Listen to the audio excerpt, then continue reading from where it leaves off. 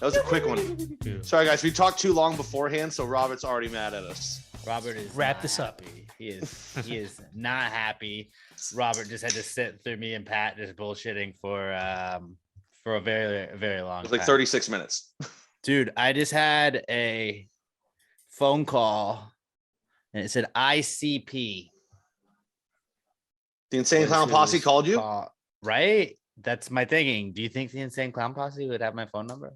You know what's super weird about that is I was actually talking with my coworkers about the Insane Clown Posse yesterday. When's the last time anybody talked about them? Right now. I mean, it's uncanny.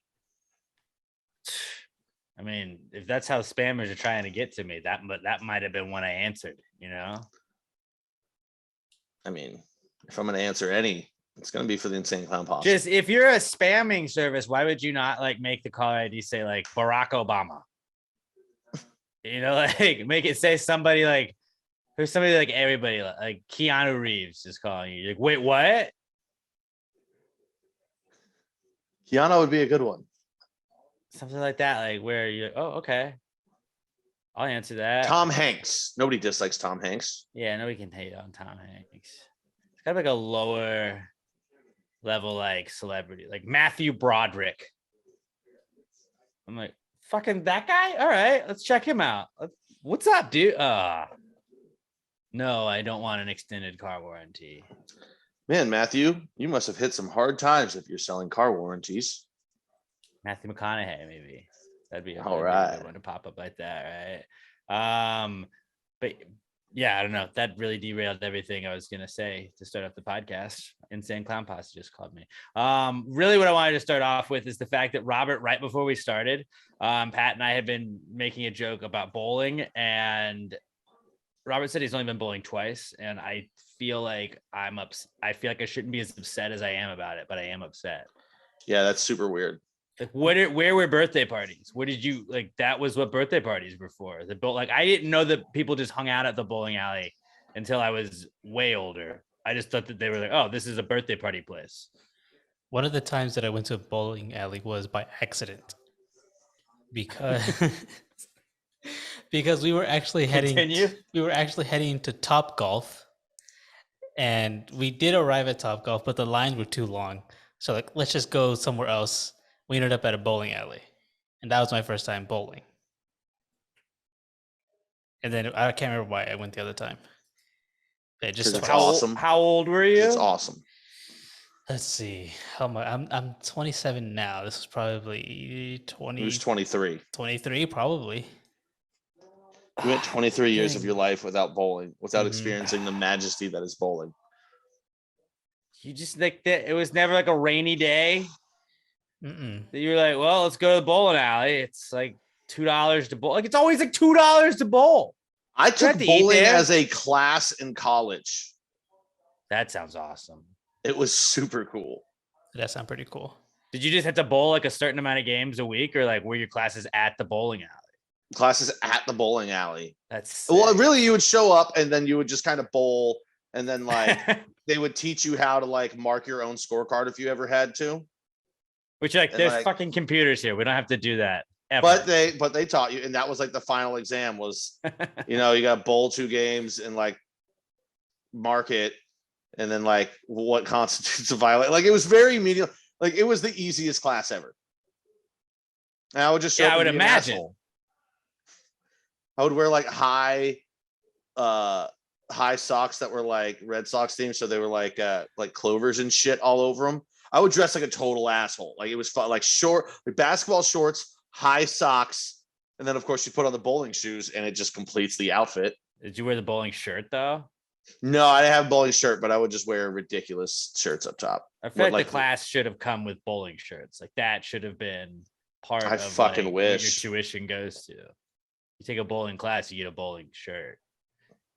At least finishing the class. That's pretty awesome. Yeah, I never did that, but that's pretty badass. Fucking bowling, man. This kind of goes into what I was gonna say at the beginning. Anyway, what was like your best birthday? Because like mine were always at bowling parties or bowling alleys. I said this beforehand. I think I'm gonna start celebrating my birthday again. I haven't done it in like 5 years. I'm just gonna start going bowling with my friends on my birthday, like because they were always awesome as a child. I couldn't tell you like one that like was the best. I don't know. Yeah, me I just either. used Birthdays for me were all just at family's house or my house. Never, Like they we weren't never, bad. we never It went was just anywhere. like, yeah. like when I I always was real tried. young, it would be the roller rink, and then eventually it became the bowling alley. And I always go bowling, and then I'd have a cookie cake as my birthday cake because it's awesome. I still ask for a cookie cake is my go-to. Emma makes me a cookie cake every year, and it's awesome. Does she make It's it, like or does she make it by like calling Kroger and being like, "Hey, No, make this a-" year she bought the cookie dough, made it, and gave it to me, and it was awesome. That's love. It's like cookie cakes. You can't go wrong. You know, show me a man that hates cookie cake, and I will show you somebody that I don't want to ever meet ever again, or that I immediately regret meeting at that point. You know, A or few they're weeks, basically they might be a diabetic. a few weeks ago, I was mad at my mom for never I'll give taking him a us to pass. Chuck E. Cheese.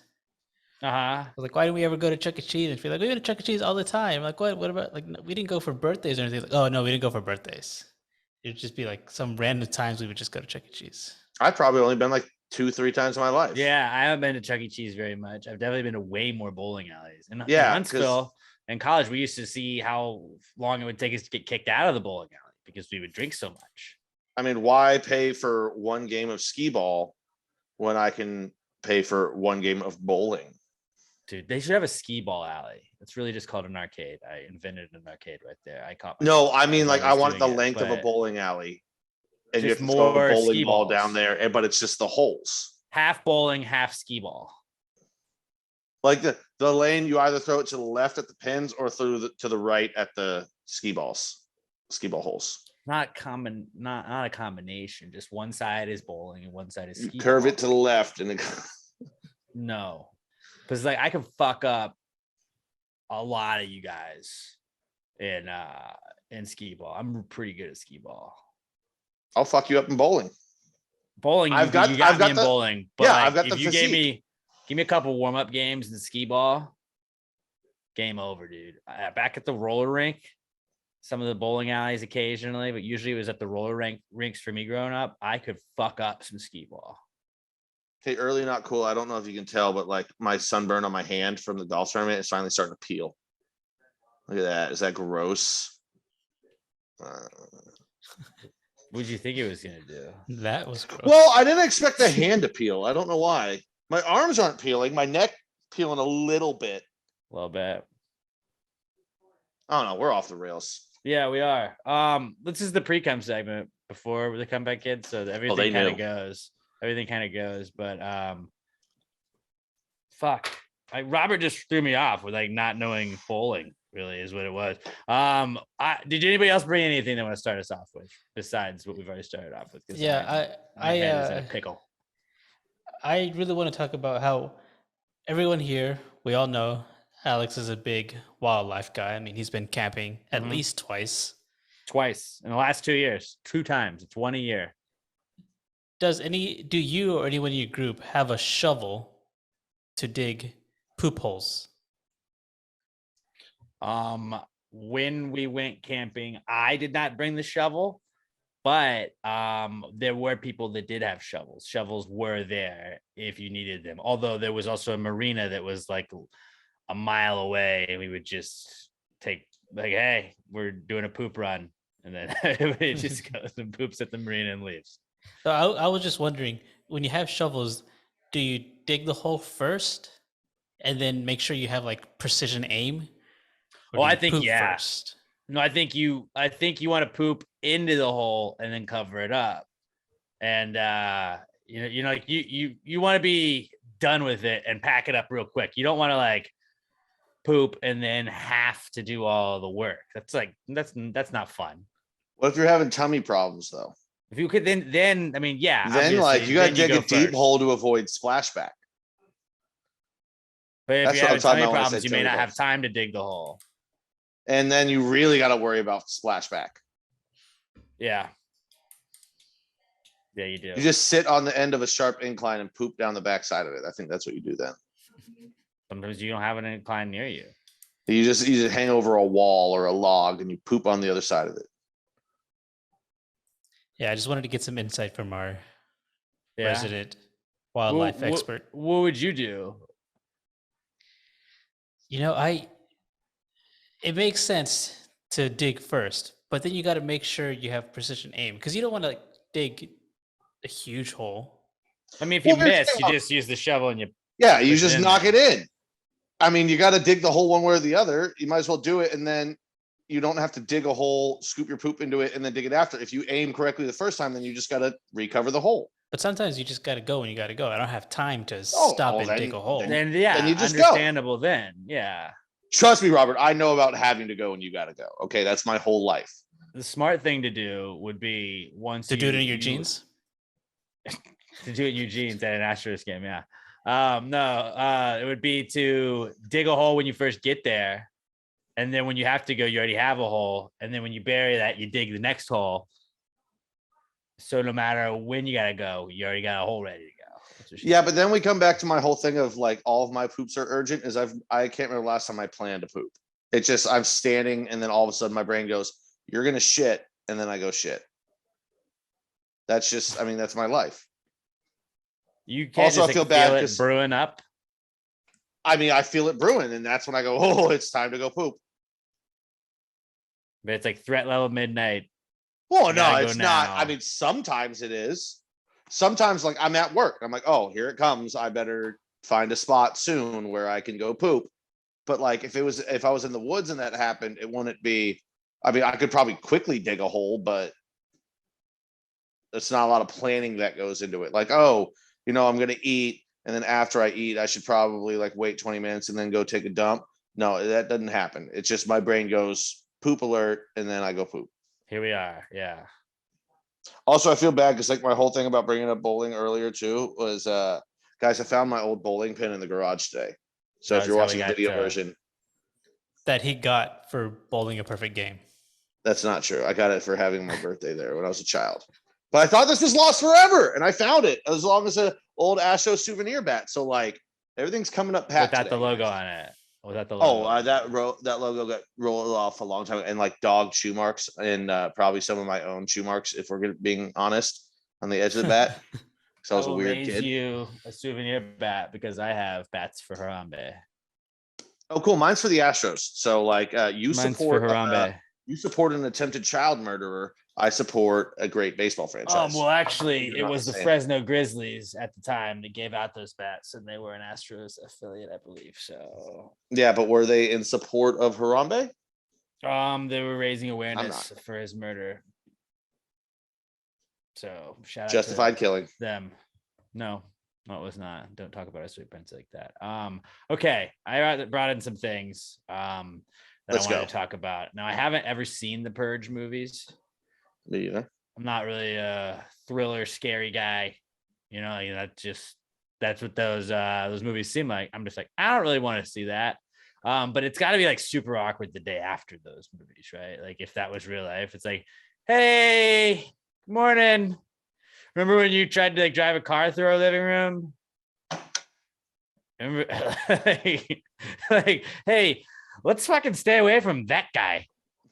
That guy shot at us last night. That was fucking weird. Like the guys, like if you didn't get them, you can't just like attack your neighbors at that point. You got to be going after people in other neighborhoods because like the guy two doors down, like tried to take a rake and beat you to death with it. Like, and I survived. Like, I don't think we can be neighbors that are tight anymore. And they're like, it solves all these problems. Like it gets rid of crime. People get along better. And it's like, does it? Or like, I feel like it would just further divides then. Cause like, fuck that guy. Last Purge, he got me. Or like last Purge, that guy got Pat. Like I'd be fucking pissed at that guy.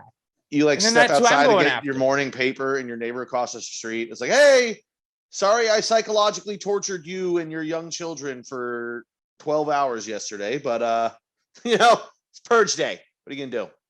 I feel like most people in the Purge though wouldn't go like straight to murder. Most people would be like, I've got this dickhead neighbor that won't trim his fucking hedges, and they're coming over onto my side of the property. So you just go over there the next day and you just shred up his tree. So then like, oh, no more tree, no more problem. God, how shitty of a movie would that be if that was like? I think it would be it'd be a funny comedy. We're like one street of the purge, or like one just town. mild inconveniences. You know what? I'm taking the bananas on my side of the fence. You know what? We make this movie. It's called Canadian Purge. Everyone's super polite, so nobody murders anyone. But like, they just clean up the neighborhood of the like dickhead neighbors that won't do their shit properly. Or like, I feel like the extreme one would be like you've got a neighbor whose dog doesn't bark, and then like one person shoots the dog, and everyone's like, that's not really cool. But like, too far. I agree with you. I'm just saying. The Canadian Purge. It's like the like villain or hero, however you want to look at it. It's just like their catchphrase, like "sorry, not sorry," and you're like, oh, he almost Canadian us, and then he did it. I don't know what to think about this guy, but he's a badass. You know, we didn't want to give you a beating, but you keep leaving your trash receptacle out 2 days too long. And we fear if we don't beat you now, you're going to keep doing it all year long. Look, recycling days are on Tuesdays and Thursdays. And I mean, I got to tell you, on Wednesday when I come out here, that's going to get the Bears out here. And then you know what? Bears. And then you know what? We got to deal with bears in the neighborhood. You want that? I don't want that, Molly. I don't want that either. It's not you. It's the trash. It's the receptacles. I want just put the recycling out on Tuesdays and Thursdays. Oh my God, I want to see this movie now. Seth Rogen, you know, here's what we're going to do. We're going to contact Seth Rogen. He's going to contact Jay Baruchel, and Jay's going to write this Canadian. I'll call the Insane Clown Posse back because they called me earlier, so I got their number now. Call him back. I'm like, you got to know Seth Rogen, right? Just give him a call. Get him to get me. Like, yeah, who do you think we buy our weed from? Right. That's why I would assume like Seth Rogen's hung out with the Insane Clown Posse. I would imagine at some point. And yeah, most likely, yeah. Right? Like, why would he not? If I had like a big enough group and they're like, "Do you want to hang out with the Insane Clown Posse?" I'd be like, "Absolutely, I do." But like, I'd have to have like my boys with me. You know, I mean, I wouldn't know. I would be scared to alone. Me and my buddy used to jam their song "Juggalo Homies" all the goddamn time. Fucking love that song to this day. I don't care how bad it is. It's a great song. That's my shit.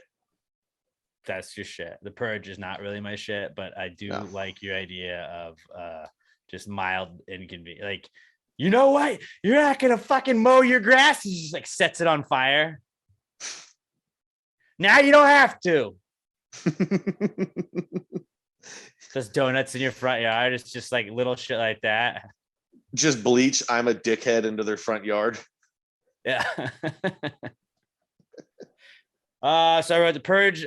Day after The Purge must be awkward. And then I was watching baseball this week because, you know, the season started back up, and there was it was a Japanese player, I believe, that was doing a post-game interview, and they had the translator there. And in my brain, I was like, you know what? I bet back in the day, people that knew multiple languages, they just like wanted to burn at the stake. They thought they were like witches or wizards. Like, can you imagine like knowing like one caveman language your whole life and then finding out there's another guy that knows your caveman language and another caveman language and then can like speak to and like decipher between them? Like, I'd be like, what's this guy up to? We got to get rid of this guy. This guy knows too much. No, I think translators have probably always been important and welcome. But like the first translator, you were like, this guy has something fishy about him. Well, the first translator was probably already in charge. The first translator was probably already in charge of one of the caveman tribes because he was the smartest one. Yeah, you're able to figure out another language. It's nuts to me when people know multiple languages. Dude, there's a girl that I work with that knows 5 languages. That's too many languages. And speaks all of them better than I speak English. That's too many languages if you think, like, come on, dude. Also, like, I just want to ask her, be like, why do you work in a fucking restaurant? Go work for the FBI. Shouldn't you be translating something right now? Like, you have a skill set, an important one. Like, because, I mean, if you speak, you know, Spanish, English, sorry, you're probably not going to make it to the FBI because there's like a lot of people that do it. But she speaks like Spanish, English, German, French, wherever the fuck they speak in Macedonia, because that's where she's from. Couldn't tell you where the fuck Macedonia is, but guys, it's a real place. I think it's just north of Greece. It's not just. I thought that shit went out of style back in the Egyptian. They have days. a soccer team because they. No. Euros Actually, I found sometimes. this out from her. North Macedonia, not actually a place. Like she's like, I don't understand why I got their own soccer team. They're not their own country, but they're a republic or something like that. I don't know, but yeah, New she England's knows not a place. What is it? New It's England. a region. Yeah, they don't have their own national team. They could. But they have some their own people. team. Some people, not me, but some people don't recognize Hong Kong as a country.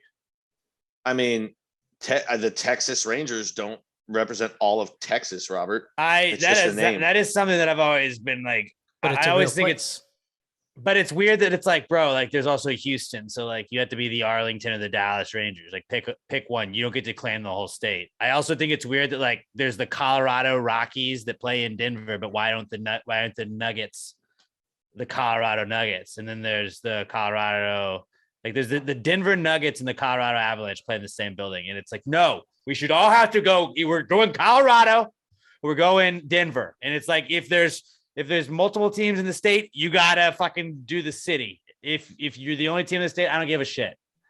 But you gotta decide. It's confusing to me. I just don't want any names to change now. I mean, I didn't like when the Marlins changed their shit. Like we're the Miami Marlins now. Like, dude, just keep it Florida. It makes sense. They were like, there's also Tampa Bay. Yeah, but I don't want to learn new shit. And also, the Arlington or Dallas Rangers doesn't sound as good as the Texas Rangers. They're named after the Texas Rangers. That's a sweet fucking name. Them. They shouldn't get a cool name. No, don't get me wrong. Fuck them. Fuck them right in the ass with this souvenir bat. But it's a cool name. Or this bowling pin, whatever they want.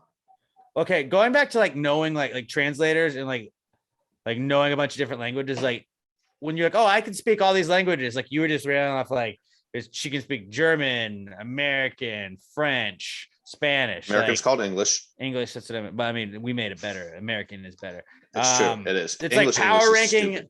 When somebody's like, I can speak this language, like it's like at the top there's some, and at the bottom there's other. And it's like I took sign language in college that I had to retake because I wasn't very good at sign language. Luckily, I went into more of an audio type field of work, so I never really needed sign language. Really, I just thought it'd be easy, and it wasn't. But like, if you were like, oh, I know sign language, like nothing against the deaf, but it's like that's not as impressive to me as if you're like, I know Spanish, French, German. Like, I think Spanish is like that's tier one of like languages. Like you're impressed when someone's like, oh, I can also speak Spanish. Because if you can speak Spanish, you can pretty much communicate anywhere you want to go. Anywhere you go, you're gonna find somebody else. You can speak Spanish and English. It's like pretty odds are. So it's yeah, like those that. Two, yeah. Even if you go to Europe, like French is French third. Or is Italian?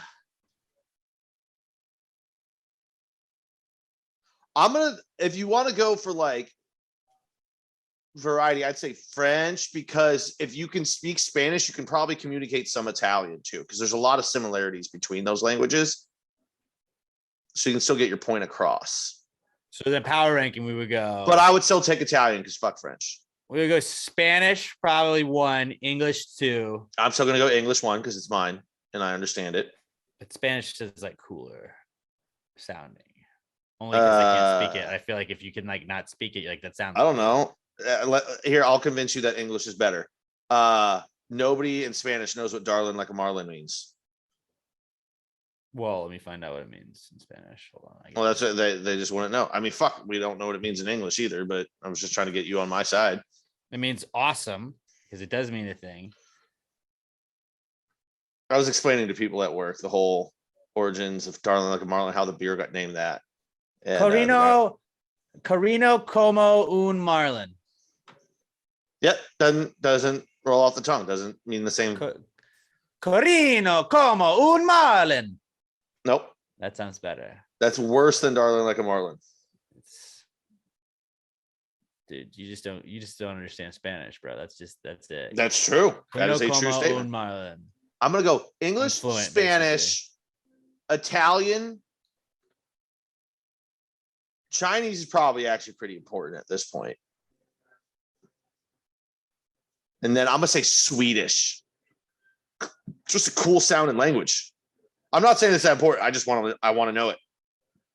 I want to be able to talk to Swedish hockey players. They're fucking cool people. Would your top 5 like impressive languages to know be? I like it when people know Spanish. So I'm gonna go Spanish, number 1. I'd go French. Yo soy gringo. Yes. Si se puede. Spanish, French. Yeah, Mandarin. Oh, yeah. English going to come in here at any point? Well, I mean, everyone around me speaks English. So no, it's not good. It made our list. Tight. All right, I got English in there. There we go. Happy? Thank you. And then I don't know. Representation is important. Italian. Italian is cool, dude. Like, and also, like, do you feel like Portuguese is kind of a bullshit language? Because it's kind of a bullshit language if we're being real, right? It's like, just be Spanish, you know? I mean, this is probably problematic, but like, yeah, I completely agree. Just be Spanish. I don't understand Spanish already. You can't add that it's like different. Like, just speak Spanish. Yeah, fuck you, Portugal. Yeah, what did Portugal do? Like, were they like, yeah, we got some changes? Like, Spanish is its own thing. It's its own country. Then we're going to have this tiny little sliver of land right between Spain and the rest of the known world at the time. And they're going to speak Spanish almost. Close. We're going to, the pigs when they started speaking their sound own like Latin. it to people that don't speak it, but it's not it. Like, fuck you. Just like, come on. Just cool. be what I say. All right. Come on. It's not that difficult. Like, make it easy on me. Last thing I brought in for the Precome segment is a little scenario I wanted to run by you guys. Which one of these do you think is a better nurse? You guys know we always appreciate the nurses. Always appreciate the nurses. Number 1, naughty. First responders. This is not naughty. Nurse is not an option. So what's the number 1 nurse? No, better nurse. Is it an actual nurse, a mother that is nursing, or like a nurse shark? Actual nurse. Actual nurse. But a mother nursing, are you saying that mothers aren't important? Wow. Yes. They're giving life to a baby. Yeah, I don't like babies, so I don't care about that. Formula. Yeah, their job has been There's a scientifically shortage of that. done. I heard that on the news. There's a shortage. Yeah, there's actually a recall on like our head cook guy. His baby will like only eat one kind, and there's a recall on it right now, so he can't find it. I'm like, oh, your baby's gonna have to learn to eat something else, I guess. Sorry, Armando.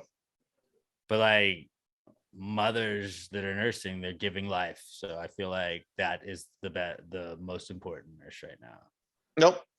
Power ranking. And then Other the actual nurses. nurse, and then nurse shark. Just because, they deserve representation too. So do other nurses. They're the most underpaid job in the world. Next week, let's make it Besides Nurse Shark Appreciation Week. The fuck is a nurse shark? It's a type of shark. You know what? Sharks already have their own week, okay? No, but not nurse sharks. I don't give a fuck about nurse sharks. Not yet. You guys wait till I'm gonna give you some facts. There's only 2 kinds of nurses I give a shit about. Over the week. Real and naughty. No, we're starting Nurse Shark Appreciation Week. You can do whatever you want, buddy. I'm not joining in. Unless you send me some cool ass videos of nurse sharks, some dope shit that they do, then I'll be on board. But until then, oh, I will. Don't worry. That's my to-do list for next week. Emma's like, you should be planning a fucking wedding. I'm like, well, it's Nurse Shark Appreciation Week, baby. Yeah, the wedding's gonna be nurse shark themed. I'm thinking we go a whole different direction with this whole wedding. It's gonna be nurse sharks. It's gonna be like that stupid fucking. It's gonna be like a prom theme. It's like under the sea. That's our wedding theme. Like, no, Alex, no. I loved where you could like vote for the theme of whatever your fucking dance was, and it's like it was always like amongst the stars or under the sea or in the jungle, and it was like, all right, so like really they just want to know which party city decorations they need to buy. Do we need to get bubbles? Are we gonna get stars, or are we gonna just get like jungle themed shit? Like, just let us know what to do. The theme of every prom should be loading the children up with carbs because they're all going to get alcohol poisoning right after this. That should be the theme of every prom. Well, that's the theme before prom usually. I'm just saying. And there's always the guy that gets the alcohol poisoning too early. Run me for everyone else. I at least waited until we got back. I didn't get alcohol poisoning. I just got very drunk. I remember one of my skills. Somebody showed up and was all drunk, and then they like checked their party bus. They're like, "You guys have all this alcohol on there," and then they all got sent to like alternative school. It's crazy. For like what, the last 2 weeks of school? No, for like I want to say like a 6 weeks or something like that. How much time is left after prom? I thought prom was at the very end of the. I don't fucking remember. It was homecoming. I want to say maybe is what they got caught with. Oh yeah, they like searched everybody's shit. Like if you came on a party bus, the next dance, it was like, all right. You know what? I do remember that because I remember our prom shirt saying like at the very bottom asterisk, please don't search our bus. We didn't put anything on there, but we just thought it was funny. That too on ours, yeah. Were we? No, we weren't in the same group. This whole bit. It was a pretty popular bit. I don't know. Moving on. Nobody cares what we did in high school. Better nurses are, you're gonna go actual nurses, but Nurse Shark Appreciation Week. That's what we'll bring up. That's next week. What did you bring in, Pat? What was your favorite birthday? That was my thing. That's it. You didn't bring anything else, like Nurse Sharks. I brought a thing. Also, I'm doing show and tell. You guys didn't bring show and tell. I got a bowling pin and a bat. I didn't know we were gonna do show and tell today. Neither did I until I fucking was trying to find some shit in my garage earlier. And Zelda Link's Awakening. I haven't showed that yet. Yeah. I said I did mine quickly at the beginning, but it was like, it kind of got glossed over. Do you want to know a fun fact before Nurse Shark Week? Yes. In Spanish, Nurse Shark is Tiburon Nodriza. Tiburon was also a game company. And there were always the Tiburon Sharks. Do you remember that? I do. Oh my God. Because they mean shark in Spanish. Yeah. Fucking mind blowing. They were really the sharks. If you think about it. They were the Sharky Sharks, the sharkiest of the sharks. What fucking game did they make? Was this a sports game or? There was a Madden. They were part of like making Madden because. Yeah. Teams would always be that. I feel like their jerseys were like black and white. The Tiburon Sharks. That's right. The glory days of Madden. Robert's like, I don't care, guys. Now. Move on. All right, let's move on to the Precome segment brought to you by our good friends at Southern Star Brewing Company. Oh, hey, do you guys have any plans this weekend? I'm just gonna lay low, maybe go see some friends up at Southern Star Brewery.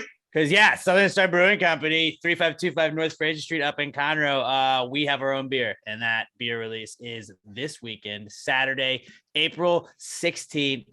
Darling Like a Marlin 2, Electric Boogaloo. I have the old shirt, but they have new shirts that will be available for purchase. You can buy a Darling Like a Marlin 2 Electric Boogaloo shirt at the brewery this Saturday. It is going to be like, we're calling it a festival now. Okay, guys. I asked on Twitter, I was like, if there's 5 or more bands and it's outdoors and we get to be a part of it, and then there's also plenty of food trucks, like that's a festival. And people gave me the okay with that. So I'm calling it a festival. It's our first ever festival and it's going to be awesome. Woo!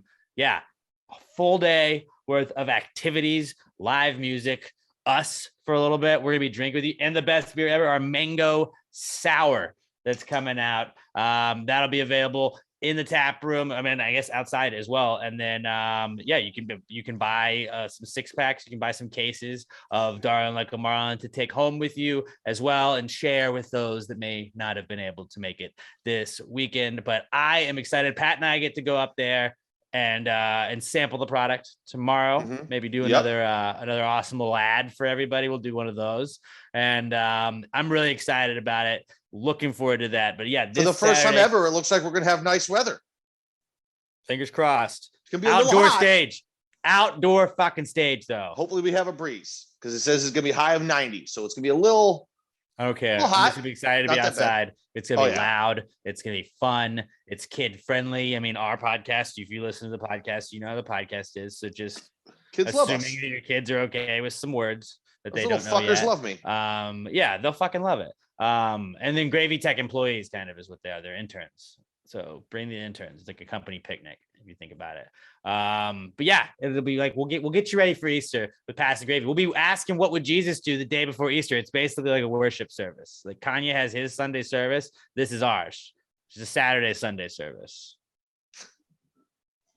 I am the Pope of Houston and an ordained minister. So anybody would like to be blessed, come up to me. I will bless you. It is within my powers. We need to get you a Pope hat. That's what we need to do. Maybe I'll give you a little sacrament of a bite of burrito taco and a little bit of beer. The body of Christ, I believe. Let's get to that. I'm sorry. I'm just excited. Like I've been like putting up I've been working on some promo videos for it, and just like looking at like I'm using all of old photos from when we've had events at Southern Star, and it's always like they're inside. And Southern Star has such a fucking awesome tap room, but like that entire outdoor area is going to be available for everybody. And I'm so excited for that. And like starting things off, like, let's we have a whole schedule. Let me give you the lineup for Darling Like a Marlin 2 Fest, Electric Boogaloo Fest. We got at noon kicking things off. I mean, doors are open. It's open air. So really whenever, like, I'm going to get there pretty early, but at noon, Vortex is going on. We actually work with, Robert and I work with one of the guys in Vortex. Shout out to Noe. But Vortex, this is one of their first like live shows, and we're really excited to see them together. And this will be the first time I get to check them out, and I'm really excited to check them out. Then after Vortex goes on, we're going to get set up. We're going to go on around 1:15. You're going to have a live recording of Pass the Gravy. And if you don't make it out to the brewery on Saturday, we are going to release the episode we record on Monday. So you get a bonus Monday episode of Pass the Gravy next week. But we're going to go on at 1:15-ish. After that, Kyle Garrett, the soothing sounds of our wonderful friend Kyle Garrett. He's going on at 2:30. Then we got Bullet Head at 4:30, Bar Rats at 6 o'clock, and wrapping up the night, Sedated, the ultimate Ramones experience, a tribute band to the Ramones. They're going on at 7. We're gonna have food trucks, D's cooking. I have done 116 consecutive weeks of crawfish. D's cooking ranks number 2 in my overall rankings, and I don't know. We're gonna see. We're gonna see if they can maybe move up to the top. But I am very excited. Crawfish from D's Cooking, and then also we got some of the finest burrito tacos in town from the Fix. So like I told Keith, I was like, you're trying to you're having crawfish and burrito tacos. They're like 2 of my weaknesses, and both of them are going to be available. It's like they knew I was coming there. It's going to be awesome. This is going to be so much fun, and I cannot wait to hang out with all of you guys this Saturday. You got to get stuck with your family on Sunday anyways. Come hang out with your Gravy Gang family on Saturday, or bring your family. It's our Saturday Sunday service. Oh, definitely bring them. Worship with the Gravy Gang. All right. Here's the heck. You bring your family saying like, oh, we're going to have a good, fun family day out there. But on a side note, you're just actually stocking up all your beer that you need for Sunday. Mm-hmm. It's perfect. Yeah. It's and perfect. You get to have a nice family day Saturday. But come and enjoy, as the Spanish would say, a Carino como un Marlin. Wait, I want to do all of it. I hate you so much. Carino como un Marlin tu Boogaloo Electrico. Worth it. Oh, you fucking idiot. You fucking idiot. All right. Southern Star Brewing Company. Get a Southern Star. Send us a picture. You drinking a Southern Star. I turned that Maybe into someone's a bomb shelf hit. Yeah, we were drinking that at the golf tournament last week, and a ton of good stuff there. The bombshell blonde I was having at a crawfish boil over the weekend, but there's no way you can go wrong with a Southern Star. And the Darn Like a Marlin 2 Electric Boogaloo beer release this Saturday up at the brewery 3525 North Fraser Street. If you're drinking a Southern Star, tag them on Twitter and Instagram at Southern Star Brewing Company and at Southern Star Brewing Co. and at Southern Star BC. Let them know you're supporting the people supporting the podcast. Southern Star Brewing Company, the official sponsor of the Comeback Kid segment. It's the Comeback Kid. The Comeback Kid of the week. The Comeback Kid of the week. Bitch. Our first comeback kid this week. I've got an impromptu one. It's Emma. Emma For that dope article that she had done on her because little M is doing so fucking well. I saw you shared that on Facebook. Little M is featured in Voyage Houston, and yeah, they're a small business making a buzz in the city. And Emma got a ton of awesome, well-deserved recognition. Emma's the best. So Emma gets the Raimundo first comeback kid of the week. Our gravy queen, yeah, and ladies first. So yeah, shout out to Pat for adding that in there. But congrats to Emma and littlemshop.com. You'll hear about them a little bit later in the podcast. But yeah, go. I tweeted it out as well. So go look at my Twitter, and if you want to read the article, I posted it on there too. So Emma is a comeback kid. Also a comeback kid this week is Easter and eggs, and this is going to be a big question. Like, are you guys bunny or rabbit guys? I like the word bunny more, but I mean, Roger Rabbit's my dude. So I'm going to go rabbit. I mean, obviously it's the Easter bunny, but like, I'm more of like, that's a rabbit. There's the Cadbury bunny as well. Or maybe you're you go hold on. Hair. Roger Rabbit is cool. Hair. Playboy bunnies. That's pretty cool bunny. But Playboy also misogynistic and problematic. Turns out. I would say they have been sketchy. I'm sure parts of it were, but I would say it was also uplifting and empowering. From the one person I know who has dealt with the company because she did some shoots with them, she said it was empowering. So I'm going to choose to believe what she's told me. Well, fine. But I'm more of a rabbit guy, I would say. Yeah, Who Framed Roger Rabbit's one of the coolest movies ever.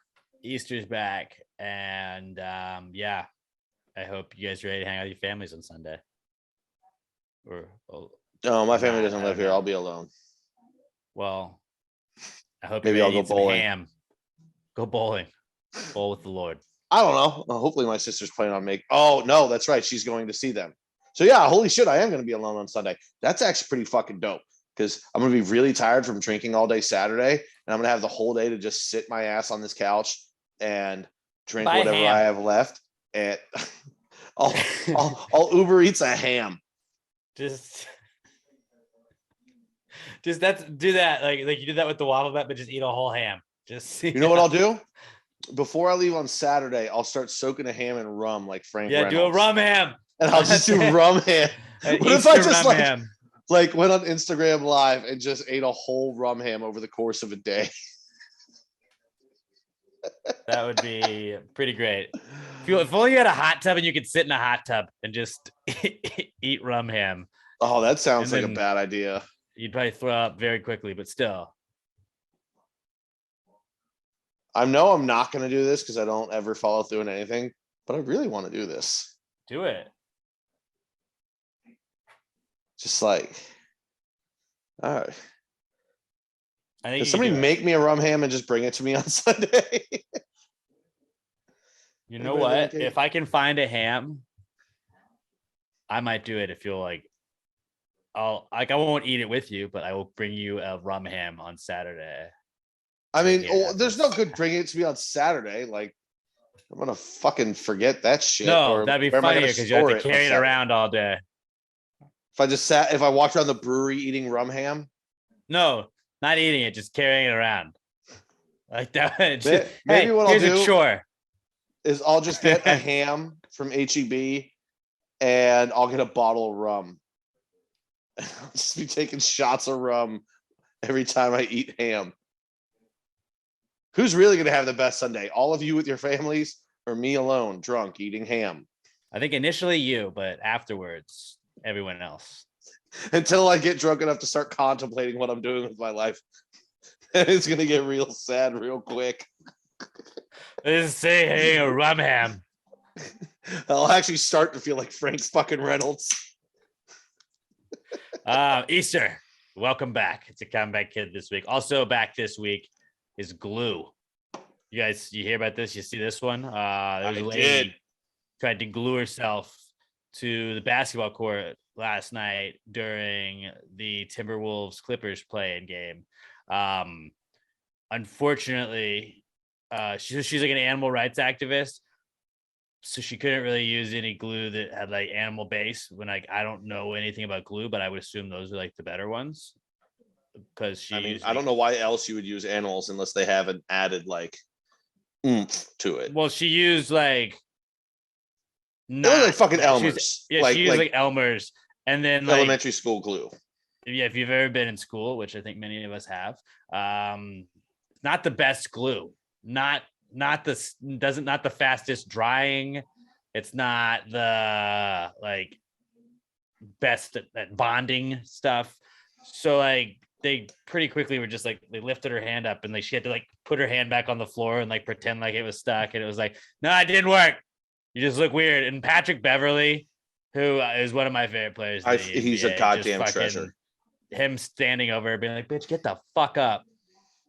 Like he didn't say that, but like it would have made it better if he did. His facial expression was like, this bitch. Did you see why she was protesting? So from what I got, like the Wolves owner who is selling the team already, I believe, he owns like a chicken production company, and the bird flu made him put down a bunch of chickens. Yeah. And that's what she was protesting. Not the fact. What does she think normally happens there? Did she think those chickens were going to live if not for the bird flu? Yeah, I wouldn't look too far into the chicken factories, because when they're not sick, sometimes that stuff's not too fun that happens to them either. But it's delicious, and the outcome is delicious. So that's really just what we got to think about. I love chicken. Really is that's really what you just got to think about. But like this goes to my original like point from years ago that I've said. It's like, I do not care what you're protesting. If you inconvenience me, which includes interrupting a game that I'm trying to watch or that I have bet on, that I'm against whatever you're trying to like I'm for whatever you're protesting. Like I'm there. I'm for it. I mean, obviously if you're protesting Nazis, I'm against Nazis, but like within the like, you know what? I'm gonna order some chicken tonight because of that lady. And I had the Clippers +3 and they didn't cover, so I blame her entirely. And I feel like my bet should be refunded because there was a handprint on the court the remainder of the game. I mean, that's on you for betting against Pat Bev. He's a dog. You don't bet against dogs. There was a handprint on the court, and I didn't sign up for that. You know. I mean, you bet against Pat Beverly and you bet for playoff P. I think you need to evaluate your betting style. His name is playoff P. It's the playoffs. And well, technically it was play in P, and play in P did not win. It's Paul George is who we're talking about, for those of you guys that didn't know that. But yeah, glue is back. Were you a Elmer's guy, or I was more of a glue stick guy? I was I had a glue stick guy, or I had a glue stick in my little pouch that I used to carry with me. Got some glue. Like back his trench coat. My pencil bag, I used to keep the glue stick in there. Remember when you would get the purple glue stick? You felt extra cool with that one. I don't know if it did anything extra or if it was just purple. It didn't. I think it was just a different brand. No, because like Elmer's would do that. It would be the same brand, but some of them were purple. I don't know if it was supposed to be extra sticky or what, but that shit was cool.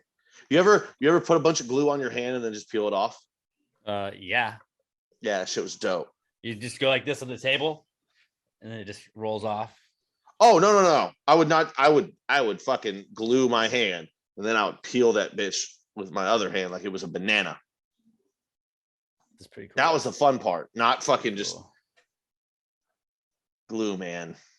I always think it'd be funny because my mom taught kindergarten forever, But like you'd have the kids like when I was in school, I would like walk to my mom's school and kind of like hang out until she'd take us home because our junior high wasn't too far from there. And I remember just being like, it'd be funny is like if like everybody sends in the glue sticks with the school supplies, like it would be funny if you gave some kid that's not your kid just super glue and just watched chaos when it comes time to glue and stuff. Just like, oh no, we can't unstick this because like Elmer's glue is solid for being like, oh, you know what? Let's just pull this off right here and we'll put it over here. It's got like 6 hours before it's officially glued on. Like with like super glue, I would just imagine chaos would erupt. Oh yeah, or if like that, you filled up the little Elmer glue bottle with just like milk, and like you walked in talking to little kids and like nonchalantly just like unscrewed it and like squirted some into your mouth, like it wasn't anything. Or you just filled up the Elmer's glue with milk and just put that in the class, so they're trying to glue stuff. And then the whole room just starts to smell like milk. No, that's just mean to do to the teacher. You got about a week before it's bad. Oh, that whole room would smell so fucking bad. They're trying to make all this like arts and crafts stuff is just soaking paper, and you're like, what is wrong with this glue? There's no consistency at all. You get in there the next day and the room just smells rotten. Like you can't even have class. So that's how you would not teach. Yeah, don't do that to teachers. The fake glue in the bottle, or I mean the fake glue and having it be milk in the bottle to drink. Great prank.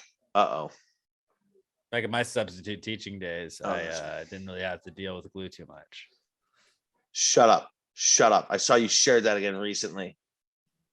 I'm not falling for it again. When I taught the music class? Yeah, when you taught the music class, Jack. My friend Ed Schneebly. Yeah. Yeah, he was already at another teaching gig. Not my best moment, okay? Go look back at 2 weeks ago, Throwback Thursday, when I convinced Pat that I lived out the exact plot of School of Rock, and he didn't get it until the very end. And I love that I didn't believe you, but not for the correct reasons. You're a dumbass. How would you teach music? And it was just like, no, I'm just gonna keep at it. Like, no, you didn't. I don't even think I was drunk at that point. You weren't. That's the worst part. You weren't. One of our favorite things in the world is back this weekend. We're talking about football. Football's back, bitches. Oh, that's what I'm gonna do on Sunday. I'm gonna get to watch football in peace. And eat your rum ham. Rum ham. Yeah, we officially are huge Houston Gambler fans. Shout out to the Gamblers. They better be playing on Sunday and not Saturday. They are playing on Sunday at 11 o'clock our time, 11 a.m. Oh, that's a little bit early. I might miss the first part of that game driving back. But they're not playing in Houston.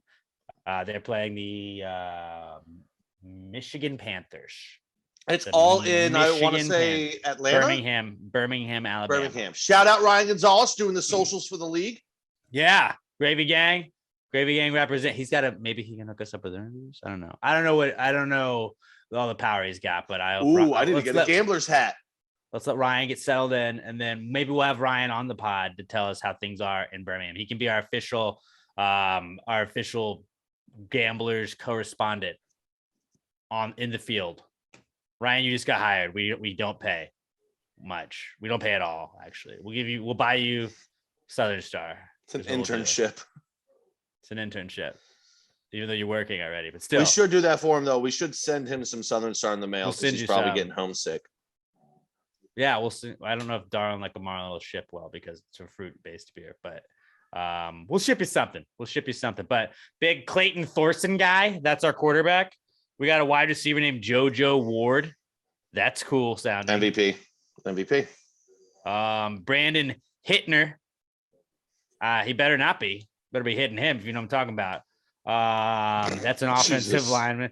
Tyler Higbee. That name sounds familiar. I'm just running through a roster right now. Kinji Bahar is our backup quarterback. That's tight. So, yeah, I don't really know a lot of these guys. Don't really know a lot of these dudes, but I'm sure that they're going to be the best. They're going to be like the Roughnecks and probably win all of their games. All of it. They're going to win it all. All of them. USFL, that's back. They unveiled the mascots the other day, and they're all bad. They all look weird as shit. Our guy looks. Hey, I will say this: just like a typical cowboy mascot.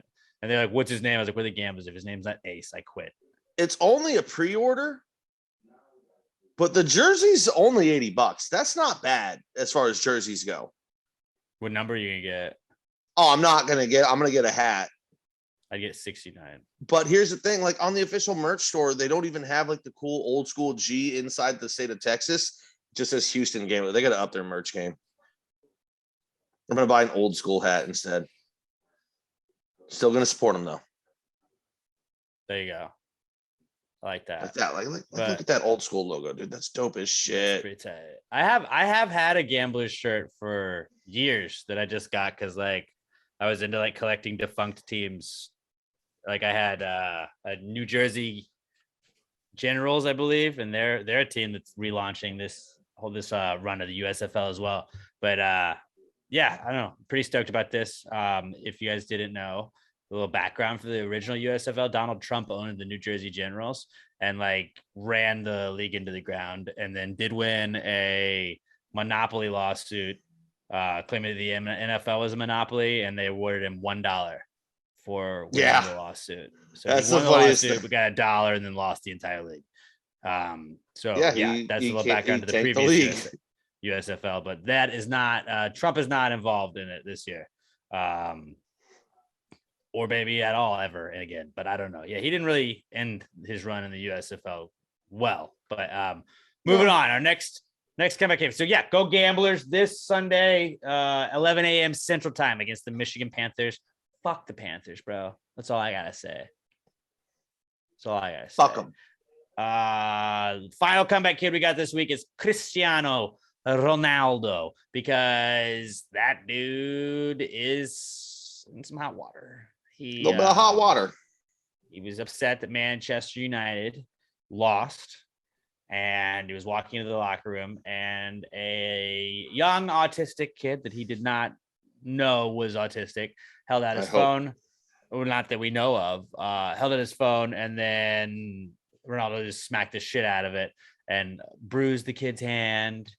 And yeah, the whole internet lost his shit. Like, how dare him? It was like, one, I don't think he knew that the kid was autistic.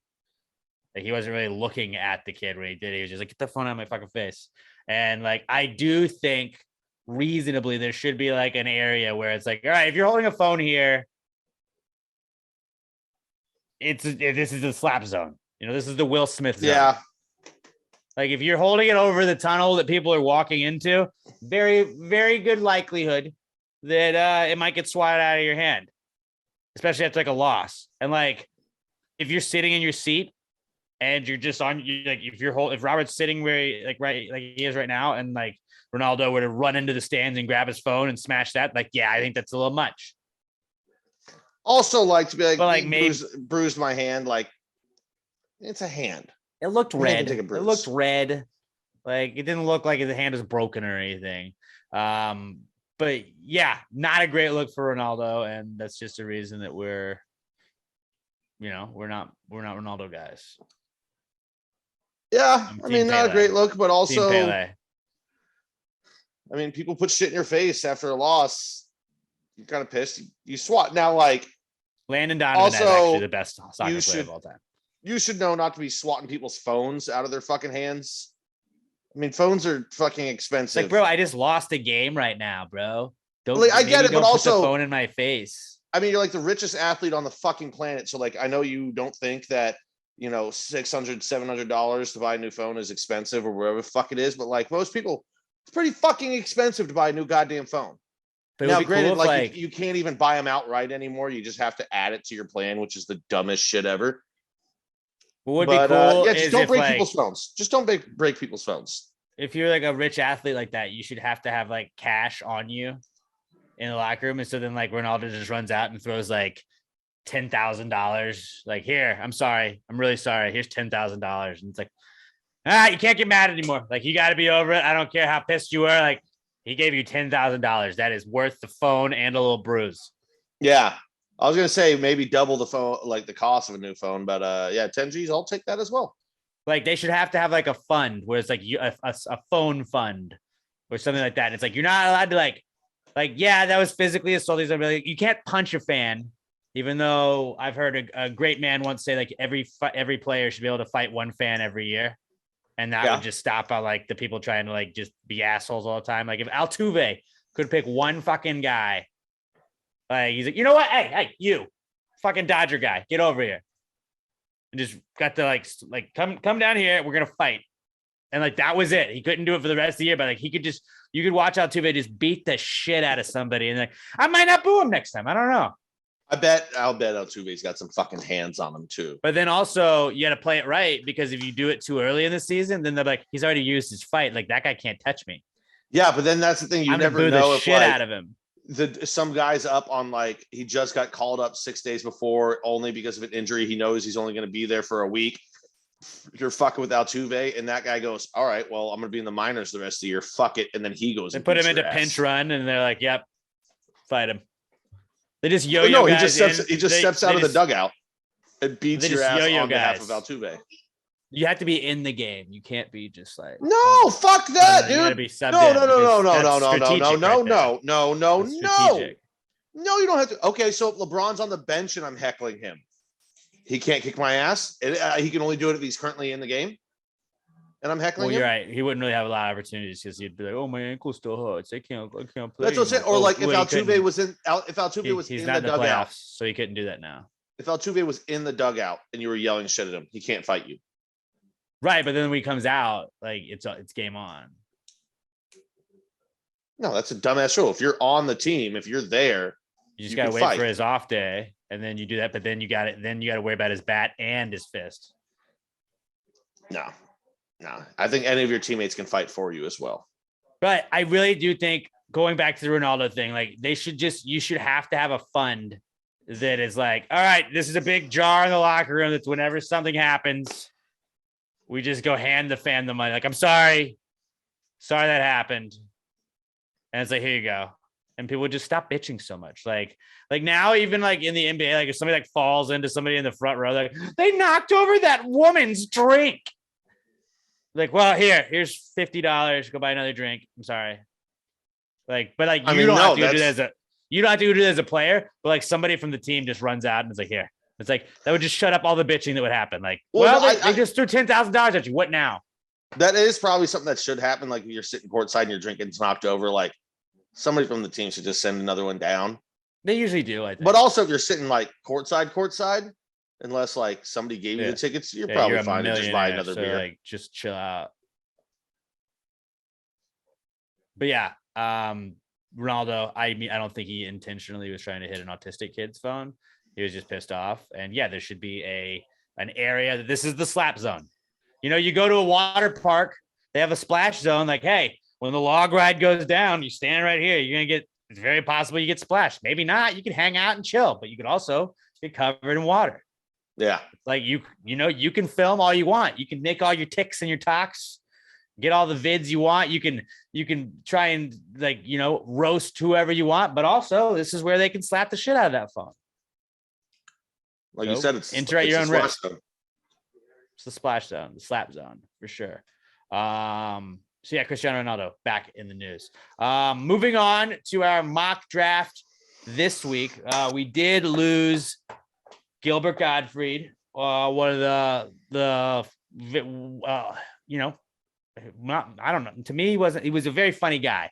Maybe not the most popular comedians of all time, but like definitely one of the most recognizable guys. He was a comedian's comedian of all time. He was a comedian's comedian. If you know about the Aristocrats, go look that up on YouTube, because he could deliver that joke pretty well. But yeah, Gilbert Gottfried passed away. He played the genie on Aladdin, and was great at it.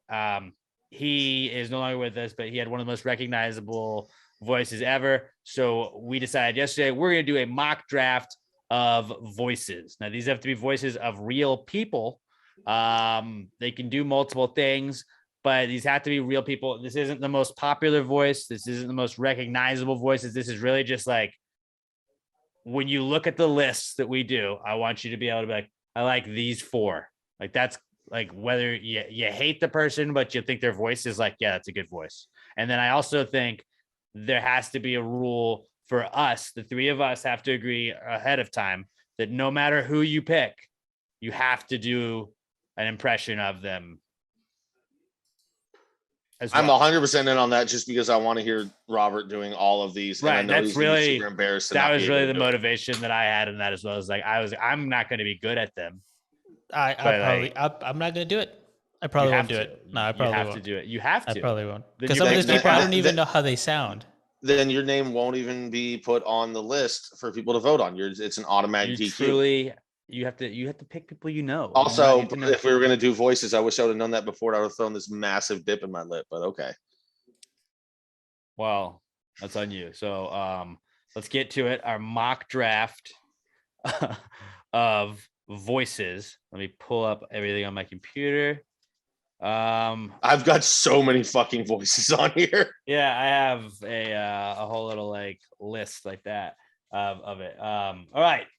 We're going in reverse order of last week and last week's 24. results. I got the win last week. Our mock draft of baseball nicknames. I had 43% of the vote. Robert was in second with 32%, and Pat had 25% of the vote.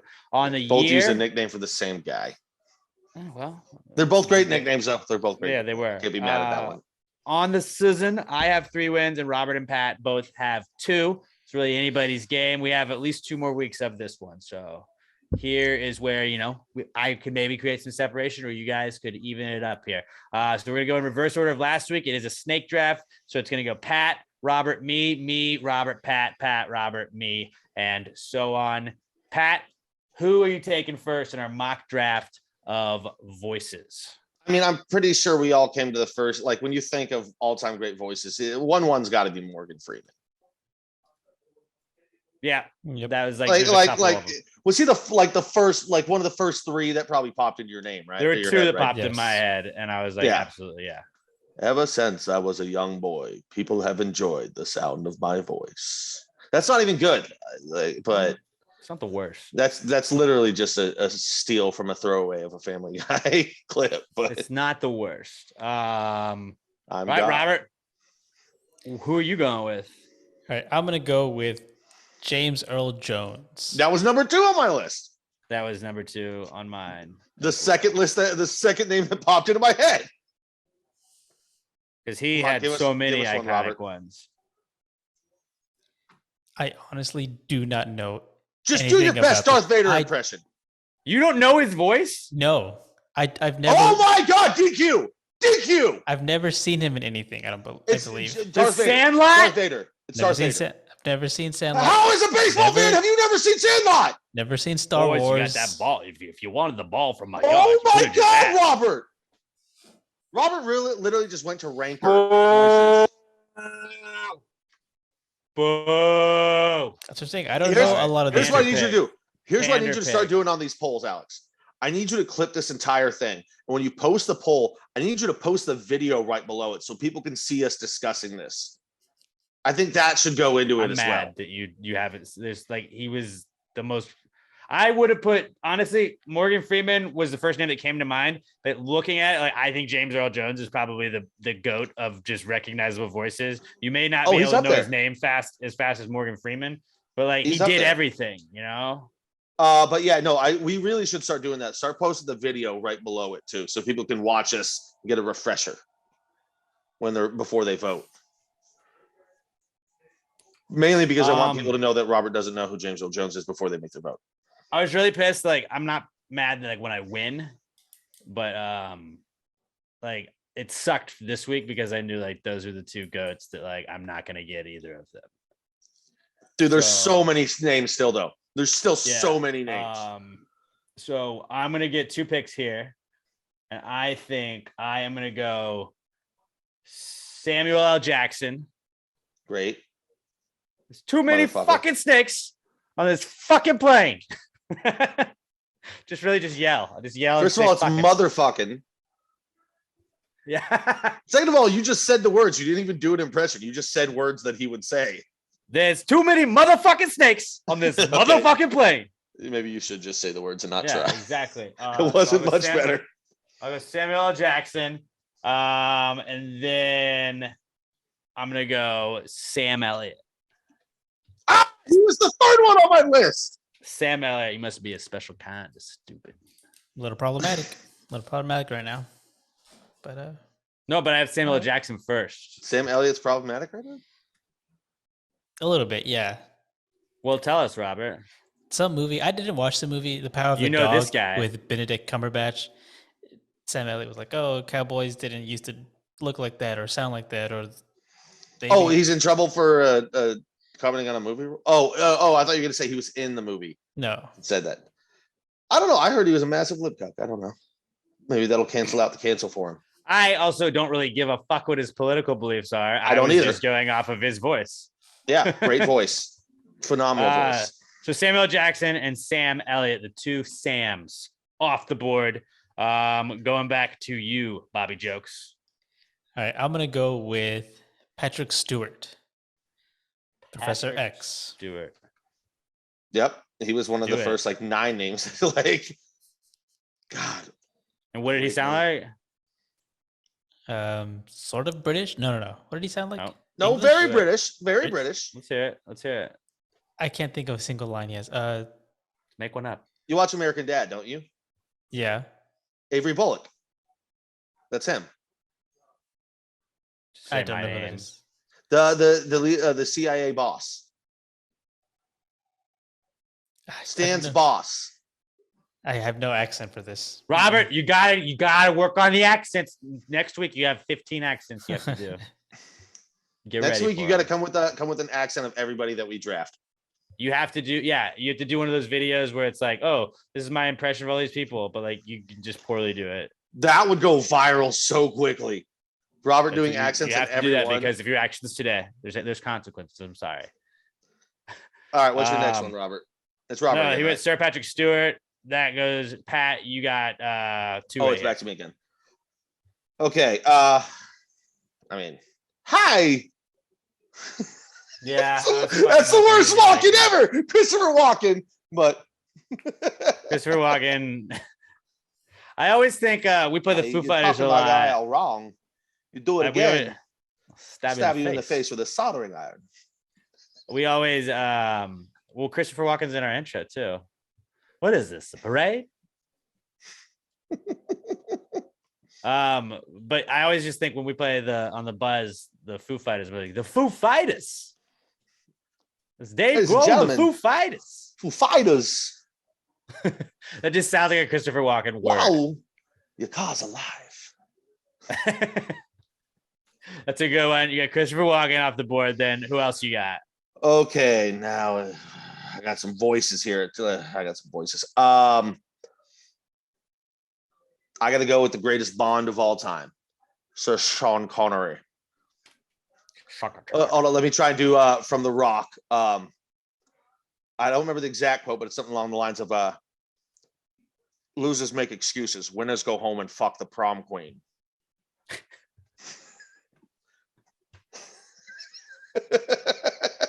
Yeah, that's good. That's a good one. Hey, the person he said it to in that movie, his voice could end up on here. Probably won't, but he's got a Sean Connery. That's my third pick. Back to you, B Jokes. All right, I'm gonna go Matthew McConaughey. Now you got to give us a McConaughey impression. Don't act like you can't even try on this one. All I got is all right. You didn't even try. You just said come on. Put a little stank on it, Robert. All right. All right, I'll give him that. Right, clip that when your buddy's drunk doing impressions at a party. Shit, My I face is so red from laughing right now. got 2 back to back here to wrap it up, and they're gonna be tough ones. These are gonna be tough ones. I think I'm gonna go with Al Pacino and just hooah! Great pick. You gotta go Al Pacino, and then there's so many. I don't know how to.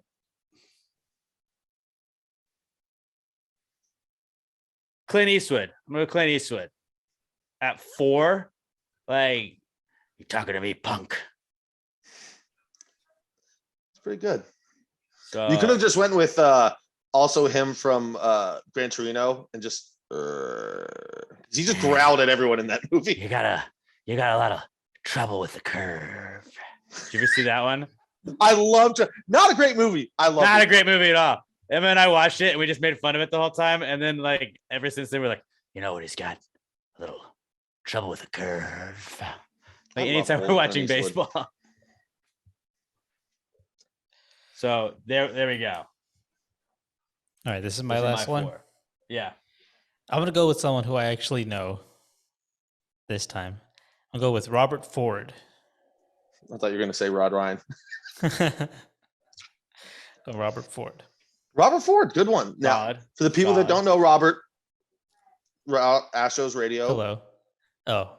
Yeah, Yeah. no, I was saying to let the people know because some people would be like, wait, who? You thought he was The voice of Astros Yeah. Radio. And now we're into the podcast. All right, Robert Ford, that the one. voice of the Astros. Pat, This is hard. Wrap it up. I want to take one here, but I think it would turn some people off. So that'll probably be my first honorable mention.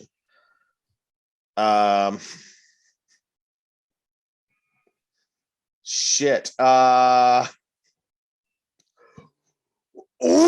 yeah! Snap into a Slim Jim, brother. Macho Man Randy Savage. See, I thought Hulk Hogan. That's who I thought you were. I mean, it wasn't a great impression, but It wasn't, but That's a I solid wanted one. to yell it. I'm gonna take Macho Man Randy Savage with my last pick. solid. I'm really excited for honorable mentions here in a second. Bro, I've still got like 15 for honorable I have mentions. so many. All right, recapping our mock draft of voices. Pat has Morgan Freeman, Christopher Walken, Sean Connery, and Macho Man Randy Savage. Robert has James Earl Jones, Sir Patrick Stewart, Matthew McConaughey, and Robert Ford. I have Samuel L. Jackson, Sam Elliott, Al Pacino, and Clint Eastwood. We will post, I think about 4:30 on Friday. We'll post our graphic where you can go start voting throughout the weekend and pick a winner. And then I also like when you guys mentioned who we left out, even though we're about to mention a lot of people that we did leave out. First off, I really wanted to take Donald Trump. Yes, that's the one. That's the one I didn't pick. I wrote it down. That was my guess. That was my I've guess. got gonna be the, awesome. great, the It's greatest great. voice. You're gonna All love it. voices. This list You're is gonna love invalid. My voice wasn't taken. You're all stupid for not taking my voice. Dumbest list I've ever seen. Would have been a tremendous list if I was on it.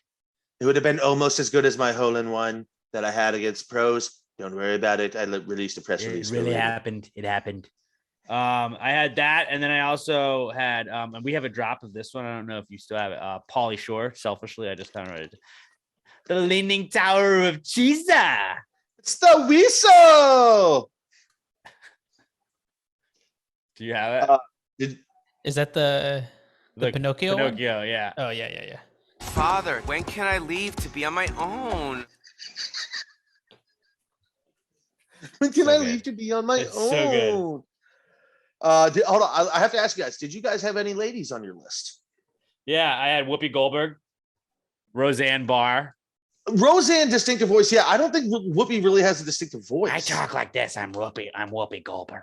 Here's one that's going to give you a blast. Macy Gray. I was about Whoopi Goldberg is just like a deeper down Macy Gray, if you think about it. I had Adele, Aretha Franklin. Say goodbye.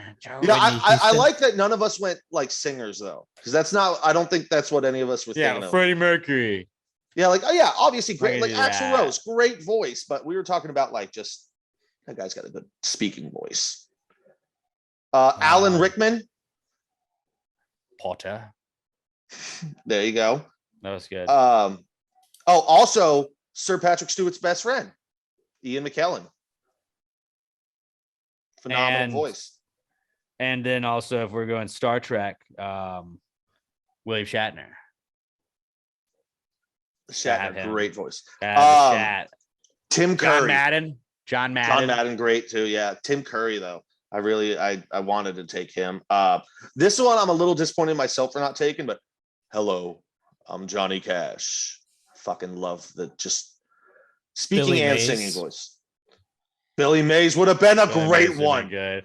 One that I was really close to taking also was Mike Tyson.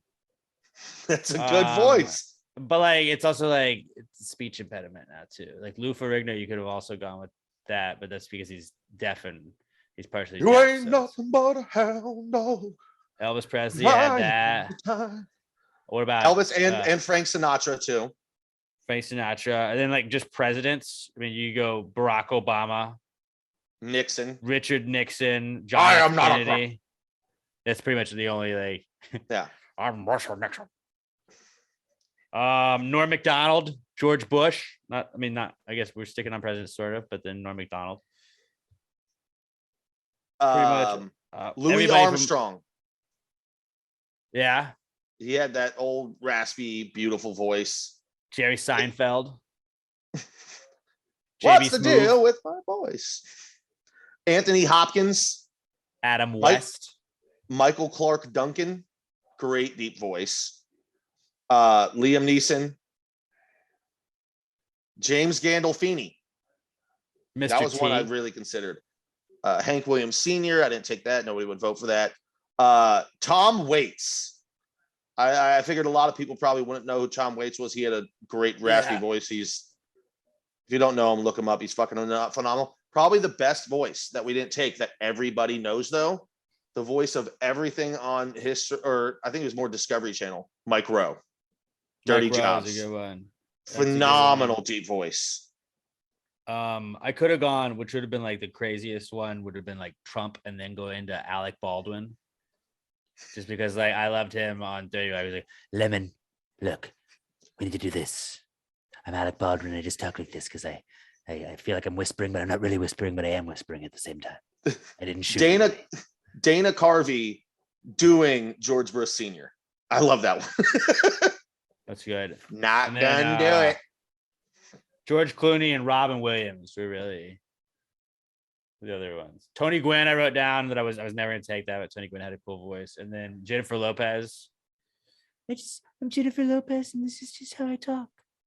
I'm just really excited to get married back to Ben Affleck again. Is that how she talks? In that movie Marry Me, that's up for Gravy's award for movie of the year. Yes, I'll marry you. Fine. It's so crazy that I'm a pop star and you're not. You're just a teacher. Matt Thomas. Voice Great of the radio Rockets. voice. Yeah. Voice of the Rockets. Solid mock draft, fellas. Solid mock draft. We got a couple more That's weeks, like I probably said. the most excited for a mock draft I've been in a while. I thought I that got one was really a lot excited. of fun. I was late. Like I told you guys, like we're gonna record at 3 today, and I was late because I was like ranking my power ranking order. Oh, I can't do that. I just had to put a list of names and then I scroll through and what feels right in the moment. Yeah, I always like think I'm gonna have like a logical decision. I'm like, no. I might as well just take this here. We got to clip that video and put it underneath though. I think that'll help the engagement on it too. I think that'll be fun. We'll see. All right, moving on. Let's get to the What Would Jesus Do segment, where you guys send in a situation Jesus might find himself in today's times. Hit us up on Twitter at PassingGrayPod. Use the hashtag PTGWWJD.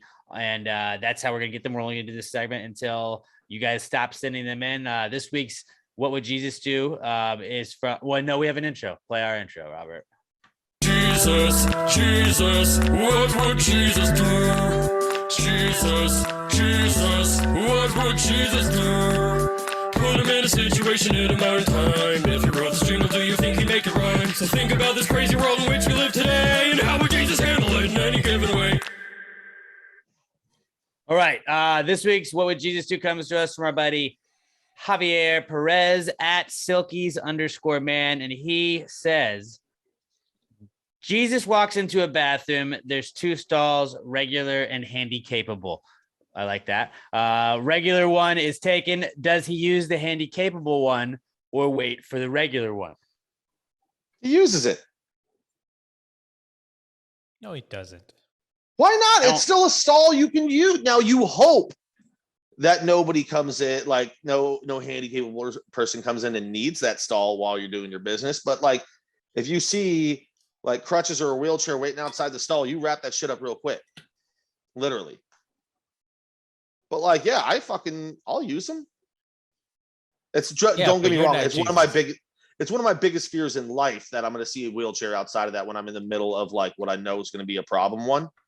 Yeah. But But okay. it's still a stall. It's still a stall for anybody to use. It's just trying to play devil's advocate. Nothing against handy capable people, but it's like if I was going into the bathroom and both stalls were taken, I would have to wait, right? no, especially if there's only 2 stalls. But if there's only 2 stalls and both are taken, and you or I walked into the bathroom, we have to wait, don't we? Like if you go into the bathroom and you're handy capable, you gotta wait. I'm sorry. Like, Oh, you're saying if you're right? wait, what? You said the question isn't if I'm in the shitter and a person in a wheelchair comes in, like, and all of the stalls are full, they still kind of have to wait, right? I mean, if somebody comes in behind me and I'm next in line and that one comes available first, I would let them go. Yeah. But if I'm already doing my business, it's like, is a handicap stall, like, it's not a handicap spot, a handicap parking spot. It's like, don't fucking park in there unless you got the thing. You don't have to have a little sign on a wheelchair or a crutch or anything that you have to display to take a shit in a handicap stall. Like, can you imagine the thought process of like, oh, it's okay. Like, it's cool. Like, you can, like, this is just wide open all the time. Like, you're not guaranteed a stall at all times. Yeah, it's not how bathrooms work. It's not handy capable only stall. It's just a stall that they're able to use. But if that's the next available stall, you use it.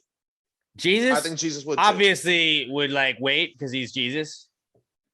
But like, I think the common man, I think you go in there and you use that handicap. I think it's Jesus really would just use the it. big stall. It's just the big stall. I think Jesus would use it if he had to do his business. He's got important Jesus stuff he's going to get back to. He can't wait. But he wouldn't take that spot from someone. He's not taking it from someone. He's not that selfish. He's not taking it from someone. The question is, if there's 2 stalls, one is taken, and you walk in, would you use the empty stall that happens to be handy capable? I think Jesus would. waits. Jesus waits. No, the on question the off is not chance if that somebody's you going would to do walk it. in behind him. But that's what I'm saying. It's the off chance that it's the off chance that a handicapped person might crutch in or roll in. Jesus thinks about those things, but honestly, on Pat's side a little bit, like Jesus, about wrap it up because he's like now if like you the see son it, of God, you know, he you can probably like, push I'm hard done. and you wipe and you get out of there. He just probably thinks about pooping and like it's just in the toilet. Like he really doesn't have to actually do it. I mean, yeah, probably. Okay, I guess I'm outvoted on this. I think Jesus would take the open stall. It's an open stall. I don't think Jesus would. I think it's fine if everybody else in the world does, but JC holds himself to a higher standard. Here's the thing. I also think he knows but that. Then you also look weird standing there waiting, like with there's an open one right there. Like, what if somebody walks in behind him and they have to go too? Now they have to wait because if Jesus won't take the stall, you're not going to take the stall right there. So now you're 2 people in line. So the guy's going to wait for the guy who's in the stall to finish. Then he's going to wait for Jesus to finish before then he can go after Jesus when there's an open stall right there. Jesus doesn't want to cause a traffic jam because nobody's going to want to do it if he's not doing it. And what if another person shows up and then another person and then another person? It's called a line. Exactly. Then everybody's waiting for one stall because nobody wants to use the handy capable one if they think Jesus thinks it's a bad thing to do. Jesus doesn't want to set a bad precedent. The difference is like everybody else that would be using the handy capable stall isn't just bearing the weight of all humanity's sins. But if they see that Jesus won't use he's got that to live up to. He's got that to live up to where I'm like, you know what? If there's a guy on crutches, I'm like, hey man, I'll be done in a second. Sorry. Like JC's like not gonna do that because he's like a good guy. He's the perfect human being. I wouldn't say that he was a human being as well. He's flawed just like the rest of us, but he never lied. I don't think Jesus is gonna want to cause a line because people would follow his example, and then you got a line for no reason. You with would an not open follow stall. his example. You would not follow exactly. You would be like, okay, fine. You're waiting for that one. I'm gonna go into the other stall that's open. I would, Exactly. but So I the- feel but like the I am question- not. Robert, would you? I would. Yes. The question is, what would Jesus do? Not what So would now you we got do? a line. We got a line for no reason. That's what I'm saying. I think Jesus would think Dude, about Jesus the fact is that he's nimble. causing. That Jesus he's is creating nimble, a line. dude. Jesus is nimble. You can get out of the way. All right. I mean, Probably I've already wash your conceded feet, that too. I He's a nice apparently guy. lose this one, but I don't agree. But But I like, will concede that I lost to the majority. but we are all in agreement though that like the handicap stall is not the same as a handicap parking spot. It's not not. to just be reserved for handicapped people in case they have to use the bathroom. Like That's the crux of my argument. And you guys just go, no, it doesn't matter. okay, no, because I'm agreeing with you on that. I But agree with you on that too. JC, he's like there's us. We're way below, and then we up a little bit, and there's Robert, and then like way up. Well, I'm above both It's- of you guys because I am the Pope of Houston. Popes aren't always the best guys. I don't know if you know this. Yeah, Catholic Church hasn't had any sort of Never had controversy. any. Good thing you stuck with that one. I didn't say anything about the Catholic Church. I just said I'm the Pope of Houston. Well, the Pope is Catholic. Mhm. I'm my own shit. It's not in the handicap stall. Yes, I am. That was the most spirited WWJD I think we've had, Javier. If you listen In to a this little before while, yeah. Saturday, or if you're listening to this anyway, send us more. We need more WWJDs, but I really want send us like an absolute like fire WWJD for Saturday. And answers questions. We also need answers questions because we're having to prep for all of that ahead of time. We used a lot of the ones for this week. That's also what I'm playing for you guys to do. But hashtag PTGWWJD if you'd like to submit a what would Jesus do scenario at Pass the Grade Pod on Twitter. And let's move into the not cool segment where we tell you guys what's something that is not cool that's happened in the last week. It's brought to you by our good friends at Alamo Remedy. Pat, will you tell everybody about Alamo Remedy? I would love to, because I'm not gonna lie, I've been using a lot more of it this last week.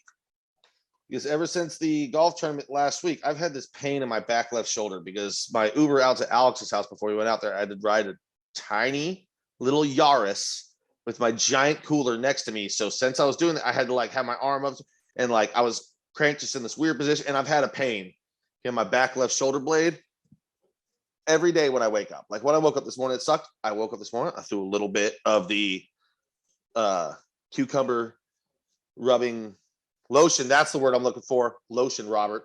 Threw that on this morning. Hasn't been bothering. I'm throwing a little bit more on now to get me through the end of the day. It's fucking beautiful and it smells nice. Smells nice. And you know, it's starting to get hot out again. Starting to get humid. I'm getting a little bit of chapped lips. Bam, right here. Right there. A little bit of CBD lip balm. It's amazing. It's great, just like every other product. Some of y'all, I know you got a little bit of a sweet tooth. If you're not doing keto, you can get all those sugars in there. They got the gummy bears. They've got the tincture oil if you just want to put a few drops beneath your tongue or in your drink in the morning. Anything you want. They've pretty much got a way to get it to you. No matter how way you want to do it. You like to smoke a little bit, but don't want to be all high and paranoid. They've got the hemp flower for you. Really, it's just, they're a company that cares because they know everyone's got their own way they like to do things. And they give you all the different ways that you could possibly want to do.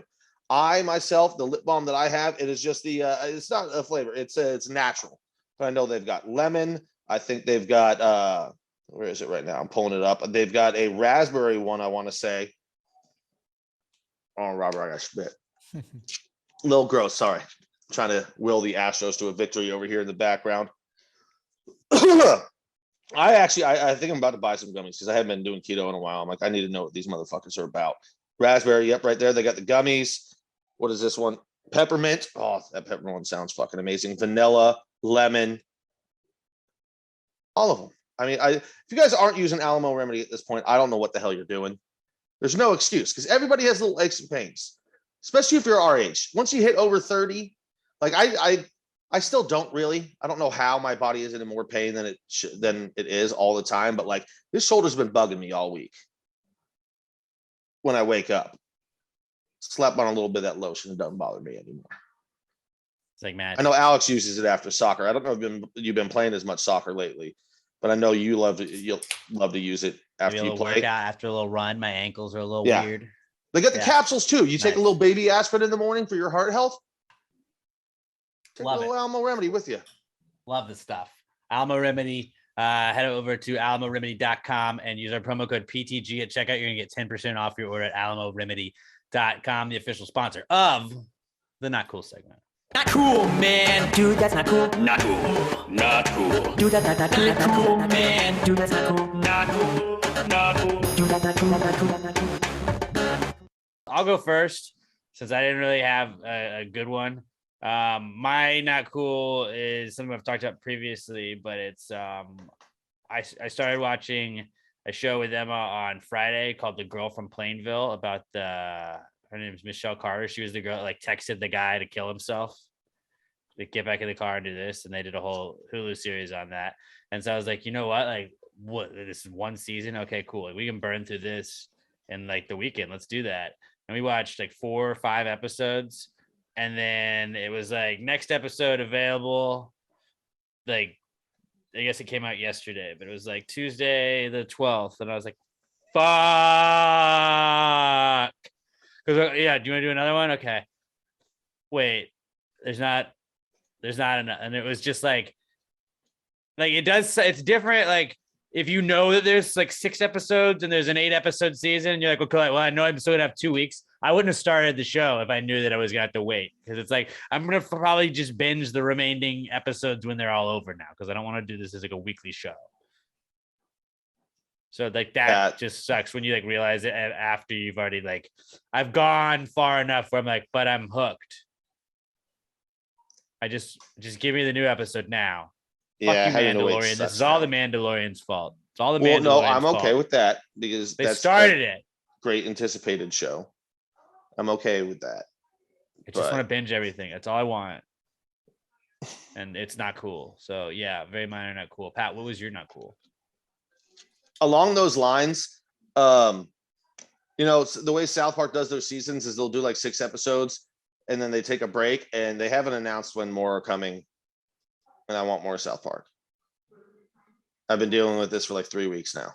Every day on Wednesday, I have to like Google, is there another new one today? And then there's just nothing all day, and then it's not a new one. So that sucks. My other one is just betting on baseball.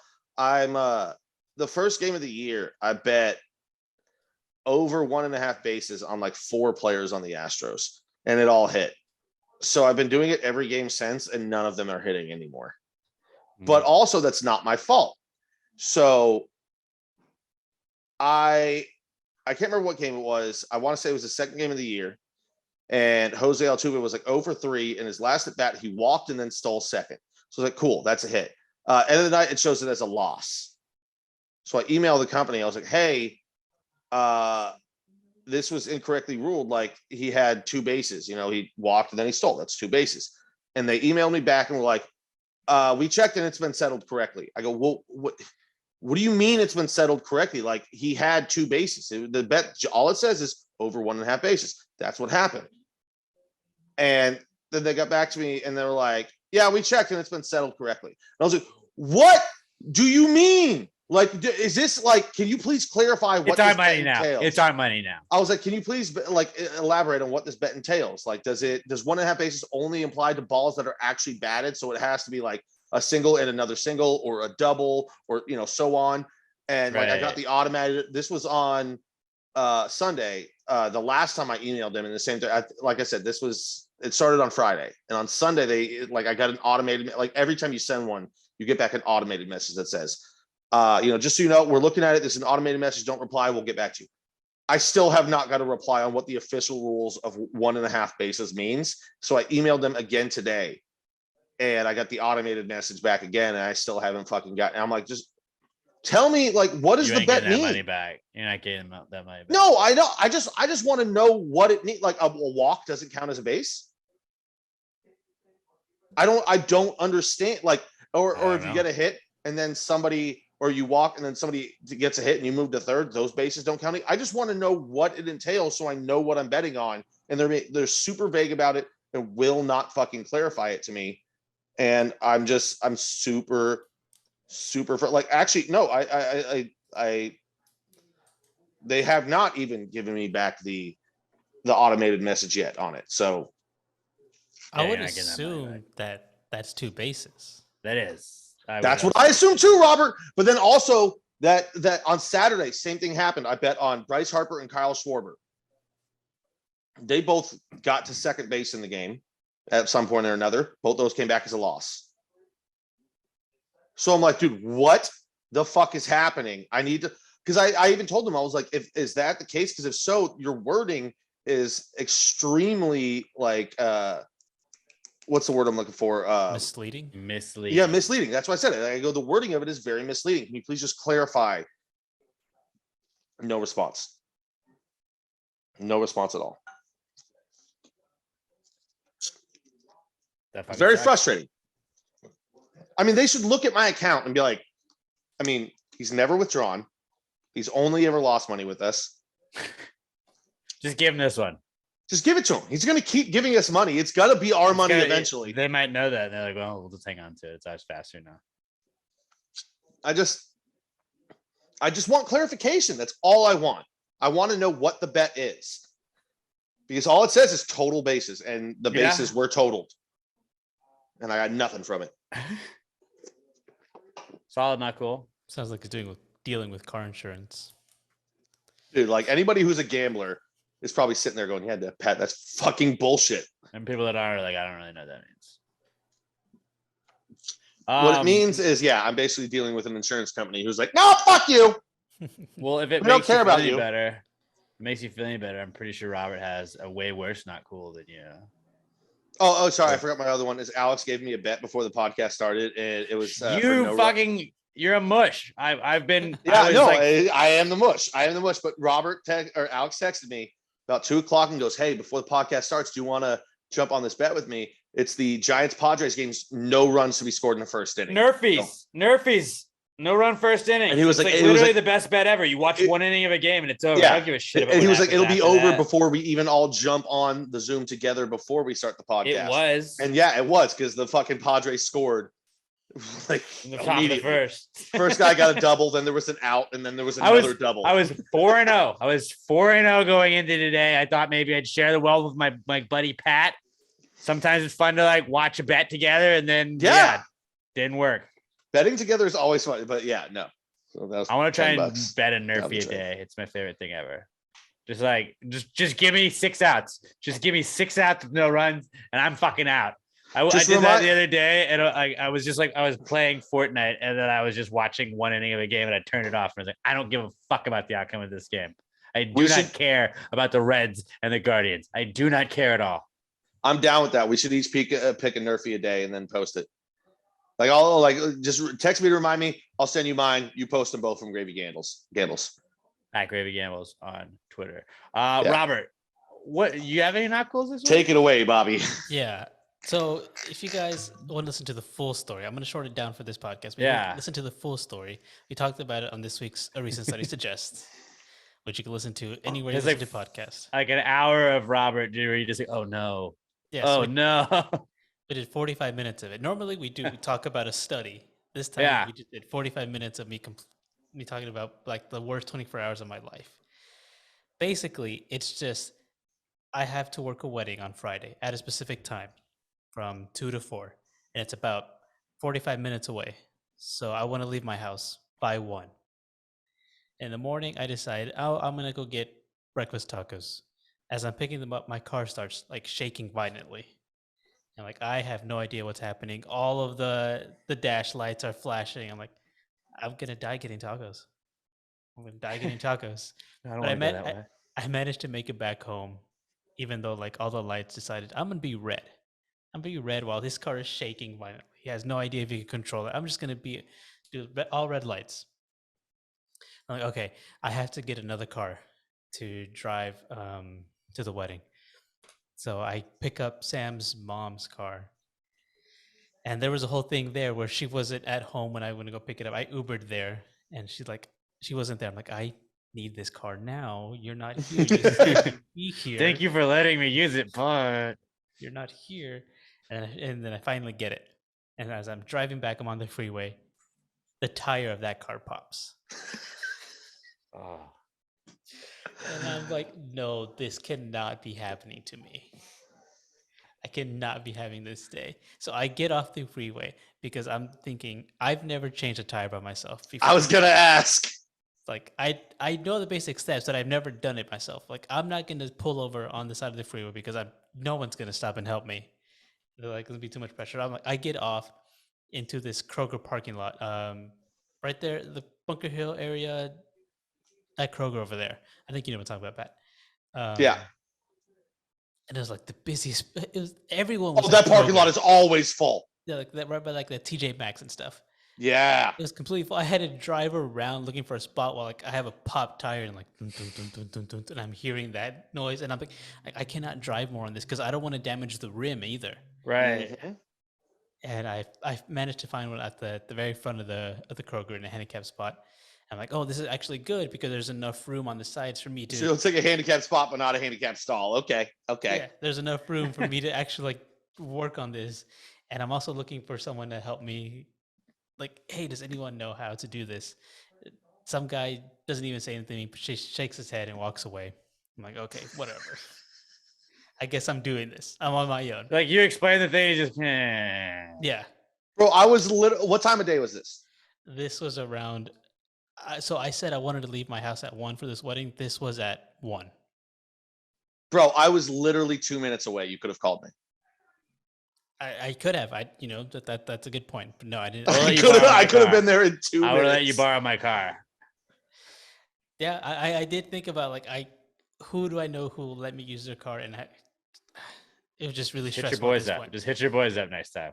I would have given you my car. Super stressful at this time. And like also earlier dealing with the mechanic was going to charge me $114 for a diagnostic, even though he never said that he was going to charge me. And when I brought this up to him, like, hey, you're not going to charge me, or you didn't tell me you were going to charge me. You didn't tell me you were going to do this. He's like, oh, blah, blah, blah, blah, blah. And he had the estimates in his hand. And when I kept pressing him, like, you didn't say you were going to charge me, he just like, okay, don't worry about it. And took back the estimate.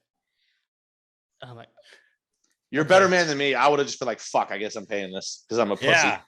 So you didn't pay him? No, I didn't pay him. He just said, don't worry about it. Well, you could go to like small victory right there, Robert. But you could go to O'Reilly's and then plug in the thing and they say, yep, it's the alternator. Like that's what I did. That's what I thought he was gonna do.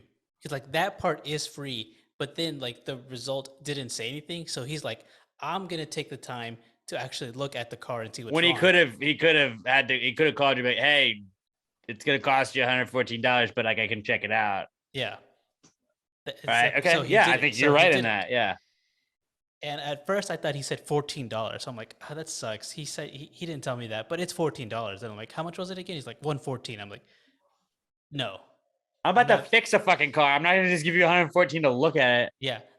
I ended up buying the part myself because he did tell me what was wrong with it beforehand. The part was $50 that I bought off Amazon.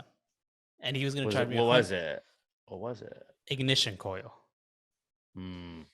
Yeah. I don't really know what that does, but I would assume it works on the ignition. I assume it helps it ignite. Exactly. But basically car talk. That's what this podcast is. Car guys. Yeah, he was going to charge me $114 just to look at the car when the part itself cost $50. But I managed to make it to the wedding. I arrived an hour later than I wanted to. Like they wanted me specifically there to record the ceremony, which was at 3:00, and I ended up getting there at 2:45. And I'm still like this rush, stressed out mode. I'm like, I had to set everything up. I have all these cameras. I had to find the and is everybody like seated when you get there? Like is everybody seated on either side, like ready for them to come down the aisle people and everything? Or like, in. Oh, that's the worst. In. Like I had to find the groom. I had to mic you. I had to mic the officiant. And you're like in the way as people are like walking down trying to like get shit. You're like, yeah. Oh, that sucks.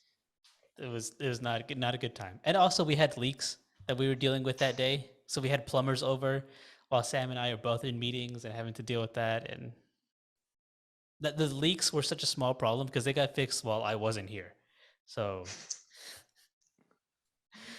it was just a bad 24 hours. But like, if you want to hear the full story, listen to this week's Recent Study Suggest. It's a stressful episode to listen to, but like I couldn't stop. Like I walked Tweezy twice and then like did like another lap with her because like, well, I got like 8 minutes left. Let's finish this. Because I was like, oh God, it's still not over yet. Well, what else could go wrong here? Yeah. A lot. Because you're like I don't, yeah, a lot, everything. But I don't like, you're so like not like confrontational. And to like for you to be the one out of the three of us that's got the balls, like I'm not fucking paying for that, man. Like, yeah, see, that's the thing. I know that blew so my little mind. about I was like, cars. and you just told the guy like, no, I'm not doing that. Yeah, I guess it's because I'm stupid. I'm like, just take it. I don't care. Yeah, every time somebody tells me there's a charge, I'm just like, I guess that's a charge. But also, I mean, I've got a very trusted mechanic that I take everything to. So if he tells me that's what it is, then that's what it is. But like, I've never even thought to be like, you didn't tell me that was going to be a part of it. I'm just like, fuck. And this mechanic tried to upsell me. Like he called me, he told me exactly what was wrong, but he was like, also, we can do this. Like my windshield has a crack in it. He's like, also, we can replace your windshield, and that would be $300. And we can also change your car filter. Air filter. Yeah, air filter. It's always the air filter. Mhm. That'll. Like, be... I just got a new one. I built a new one. Every other time I get my oil changed, they like walk in with it and they're like, hey, it's kind of like, it's getting dirty. Like, you don't need to right now. And I'm just like, just fucking do it. I can see that it's dirty. Just change it. I don't care. So like, wait, I don't want to see it. Don't show it to me. So he told me over the phone that he could do all of this for $1,000. I'm like, no, I don't think so. Like I said, I got the part for $50 online. Yeah, like how Labor's long are what you gets working you. on it? But it is wild that it's like labor. Wait, is so what's your plan? Are you gonna like fix it yourself or $980 is what labor is to them.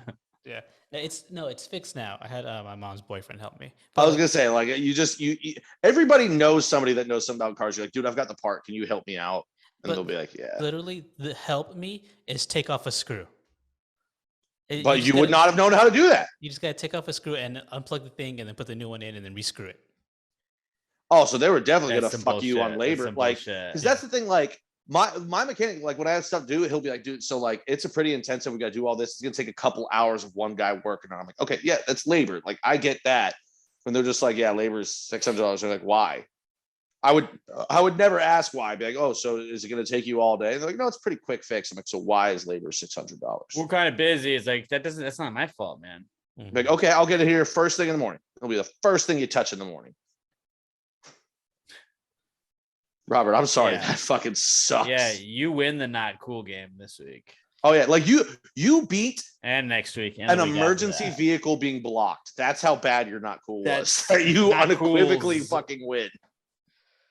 I thought though, like I was like, I bet Robert won't even mention this and not cool. And I was like, this whole thing is a fucking not cool when I was listening. And I'm glad you brought it up though. One thing I didn't mention about Sam's mom's car. So that tire popped, and while I was changing the other ones, I was like, I'm gonna take a look at the other tires. One of the other tires was practically bald, and so then I didn't feel safe driving that to the wedding. I'm like, I'm gonna have to get an Uber. That's gonna cost me like $150, round trip, and I'm not gonna make any money off of this wedding that I'm working. That fucking sucks. Yeah, man, that's brutal. That fucking sucks. What did you do anything like? Did you like fuck up an Indian burial ground or something like that? I had recently? tacos. I had tacos for breakfast. That's what I had. The tacos Was it weren't even like- good. Were they like jinx tacos? So you should have known. The tacos aren't good. This day is just fucked. Yeah. I'm sorry, buddy. Yeah, Yeah, but I'm sorry. there's even Hey, more love I you, still buddy. haven't said. So Oh yeah, no, you gotta. Recent study. They got the gist to get the whole shit show. They gotta listen to a recent study. I mean, that was 10 minutes. Recent study suggests solid listen this week. After you're done with this podcast, go check out a recent study suggests. That's literally that was a fourth of the story. yeah. Yeah, at a recent study pod. Check it out. I promise you won't be disappointed. Let's move on to the answers segment. If you want to hit us up and send us any questions that you have, you want some relationship advice? Yeah, hit us up. We'll help you out. We'll figure it out. Just something, a high thought, something you thought of while drunk. anything like that. Maybe it's just something you saw online you wanted our opinion on. Hit us up at Pass the Grade Pod. Use the hashtag PTG Answers. Brought to you this week by littlemshop.com. Hang on a second. Stop worrying about bad smells. With traditional air fresheners, you have to worry about chemical smells and weird oaky afterbirths. But with Little M air fresheners, your worries are gone. They were recently featured in Voyage Houston magazine. People forget that. People forget about that. So they're featured in Voyage Houston magazine. They're legit. Give your car a signature scent and keep your car smelling great without spending a fortune. You don't want to be driving around smelling like an oaky afterbirth. Pat, your car smells. Everybody knows it. It's like what the fuck is an oaky afterbirth? Is an oak tree giving birth? It's an Office reference. When Michael's sipping wine, he's like, it's kind of got an oaky afterbirth. Okay. Like He you saw my doesn't know face why. when you first said it. I was Yeah. like, ugh. Then I just kept going, but yeah. Your car smells like an oaky afterbirth. So Actually, give my your car a doesn't signature- smell because I changed the little M air Well, freshener yesterday. now it doesn't. It did until then, but give it a signature scent. Keep your car smelling great without spending a fortune. Now available in singles, 2 or 4 packs of Little M air fresheners. And don't forget, you're going to get 10% off with the code PTG69 at checkout. That's 10% off at Little M Shop, Little EM Shop, with promo code PTG69 at checkout. And shout out to Melissa Hyde. She ordered today and then I believe accidentally tweeted out like part of her credit card number, so she had to delete that she ordered. But we saw you, we know you ordered. Love you, Melissa. Melissa's awesome. And then also, Robert, will you turn back on? She was hitting me up about a red, white, and blue Pass the Gravy shirt. Will you turn back on the tank tops for the Bomb Pop shirts? It's getting summer season. Just throw this. Oh yeah, throw we tank got to have tops the back red, in. white, and blues ready for the 4th of July. And then she was gonna wear them to BuzzFest, so maybe that's our BuzzFest attire. We go Bomb Pop. But shout out to Melissa Hyde at Mel Hyde myself. She's awesome. Love you, Melissa. And she said she's not gonna. She had something come up, not gonna be able to make it out this weekend. We'll save you a Darling Like a Marlin 2 Electric Boogaloo for you. But hit us up on or hit Little M Shop up at Little EM Tweets. Let them know you're supporting the people supporting the podcast. LittleMShop.com, LittleEMShop.com, and use promo code PTG69 for 10% off your order. This is the Answers segment. Well, if you just answer the question, why don't you just answer the question? Be honest, no big deal. Yeah, answer the question. Don't change the subject, just answer the fucking question.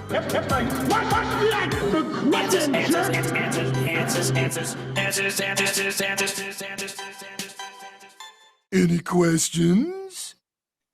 Hit us up to ask us and answer this question. Hashtag PTG Answers at Pass the Grade Pod. I'm at Alex J. Middleton. Pat's at Not Pat DN. Robert is at Robert Barbosa03. Pat also got an Instagram.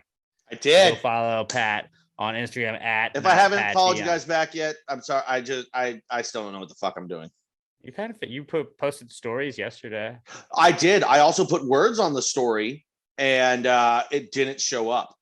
So I don't know why that happened. But I literally wrote out the words. You're Like learning now. I posted a picture of the special that we were running at the restaurant that night, and I go, "This is the special at Jonathan's Rob Campbell Place tonight." The restaurant. Though. I didn't, and my boss goes, "Hey, thanks for not tagging the restaurant, Dick." And I go, "Dude, I don't know what I'm doing." But like, I cropped up the words. I wrote it out. I even slid the words up a little bit so it didn't cover the picture. I posted it, and the words weren't there. Don't know why. I don't understand this. You'll figure it out, buddy. I'm You'll working. figure it out. I'm working on it. But now at Not Pat Dion, follow Pat on Instagram as well. Hashtag PTG Answers. That's how you get to us. You can also email us questions, that we do check Twitter first. Answers at passthegradepod.com. Let's start with our podcast son, Skylar Lester at OMG at Skylar.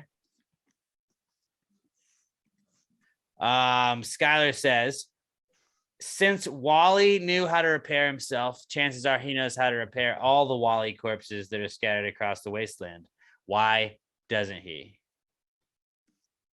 I've still never seen Wally. It's depression, man. He's depressed. Oh, I should definitely watch it then. I like sad stuff. He's just depressed, dude. I never finished it. It was really boring to me. Yeah, it's a robot movie. Well, if he repairs the other Wallies, then he's not important anymore. And he's depressed. So I'm gonna say depression. Yeah. Sometimes it's crippling, even to robots.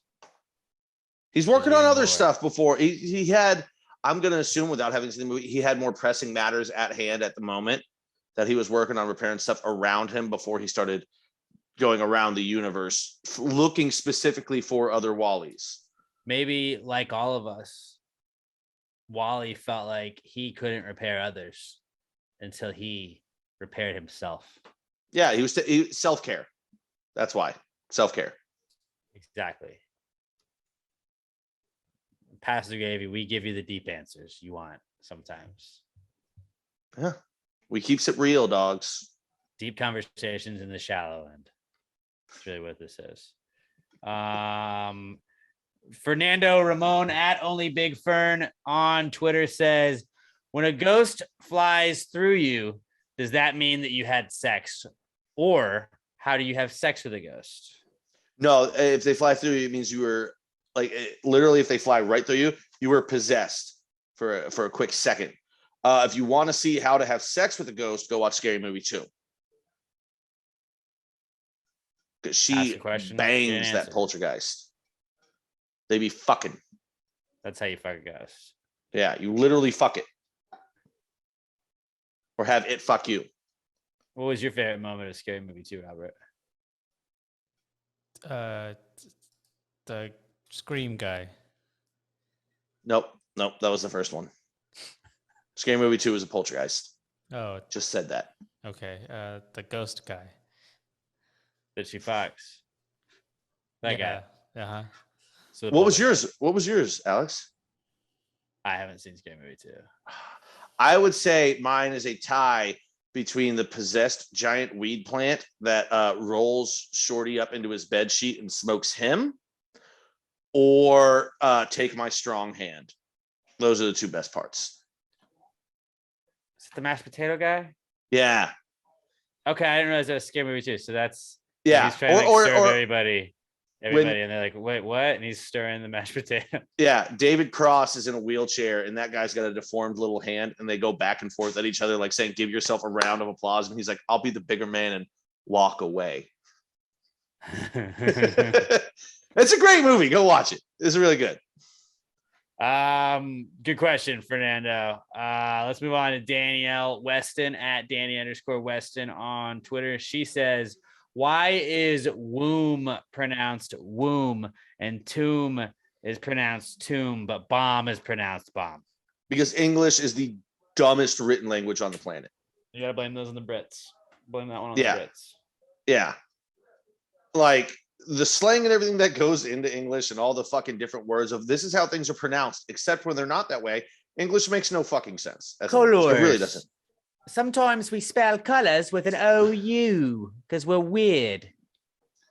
Like, just, I love it. It's my language. It's the only one I speak, but it's fucking stupid. Like, I was watching a hockey game the other night, and after it was like, I didn't realize it was like the Winnipeg Jets broadcast of it, but it was like coming up next on Sports Centra, and it was CENTRE. I was like, get the fuck out of here with that shit. Like, come on. How does Centra look like it makes more sense to say center than CENTER? It's like, it's right there. Like, I don't want to say Centra. Sound it out. The fuck, sound it out. Yeah, just sound but it then out. Again, but that's the thing is the English language. You can sound things out like this, and it's not how it is.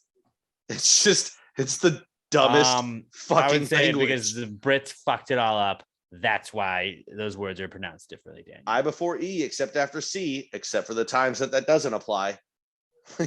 Yeah, what? Something neighborly way. It's so dumb. Yeah, shut up, word makers. Weirdos. Emma was doing fucking Wordle the other day. She doesn't post her scores, so she doesn't like brag about it, even though she did get it on one try one time. But she did one the other day, and it was like a British spelled word where it was like RE at the end. Like, that is fucking horse shit. You only get 6 guesses, and you have to assume that I'm trying to think of a 5-letter Spanish word when I can't. Could Cinco be one? Cinco? Yeah, could Cinco be? Like, do we have to think Spanish words now too? Like, I don't fucking know. Spell right, all right. We won the war. We should spell things the American way. That's just how it should be. That's very true. Yeah. Blame the Brits, Danielle. Blame the Brits. Stupid Brits. Our buddy Todd Voss at as_seen_by_TV says you're on death row for crimes. What are you picking as last meal? Chili's Triple Dipper. Chili's Triple Dipper. Absolutely. That's exactly what I'm going to go with. Chili's Triple Dipper. I'm going to go with the Big Mouth Bites. I'm going to go with the boneless buff wings. Gives me more meat. It's my last meal. I want to have as much meat as I can. Then I'm also going to go with the honey chipotle chicken crispers. Maybe the Southwest egg rolls. Southwest egg rolls. And I'm also going to get a side of Awesome Blossom Bites. Fun fact, they don't do last meals anymore. At our jail, they do. Gravy. I just wanted people to know that, just in case you didn't know, last meals aren't a thing anymore because they're thanks a lot, Biden. People that are being put. No, it's been a long time. Thanks a lot, Trump. Before that. Thanks a lot, Obama. Probably it. No, I think it's been quite. It might have been George Bush. It might have been before George Bush, to be honest with you. Thanks a lot, Clinton. Government. No, actually, thanks. We shouldn't be wasting money on people being put to death. I like the idea of it.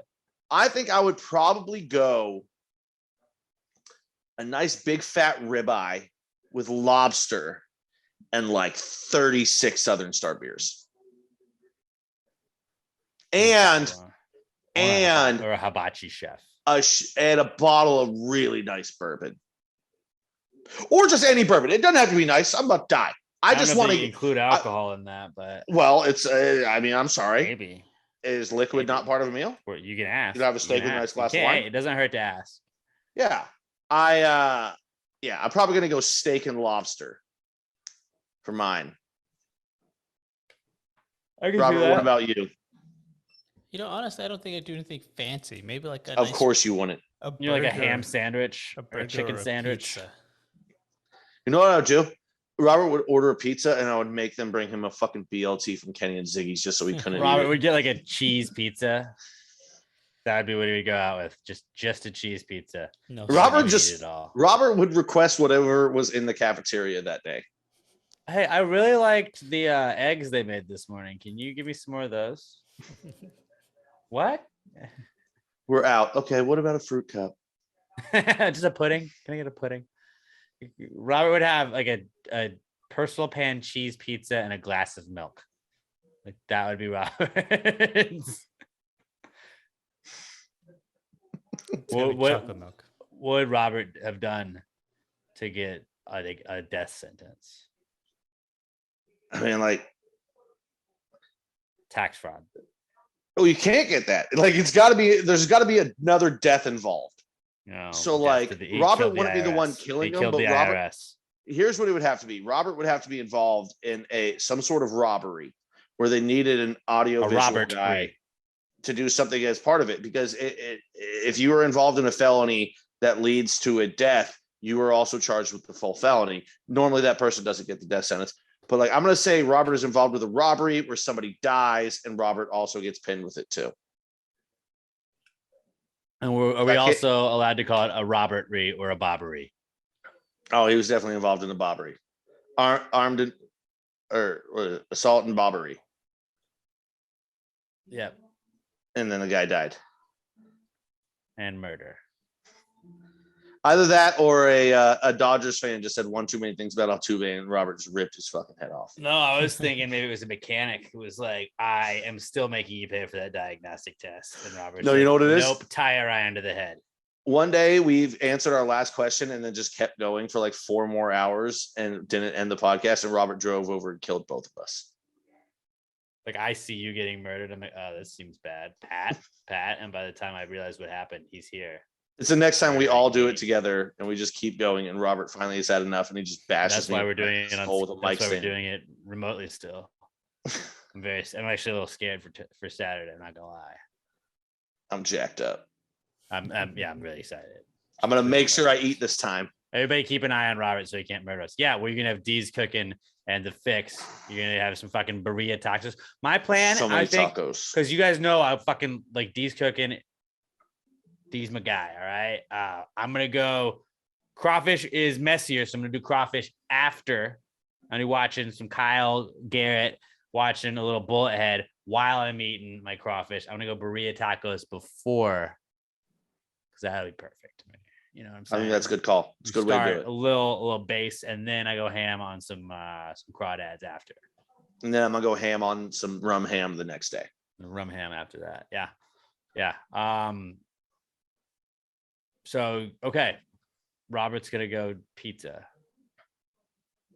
I'm passing a burger. steak, and I'm gonna go triple dipper.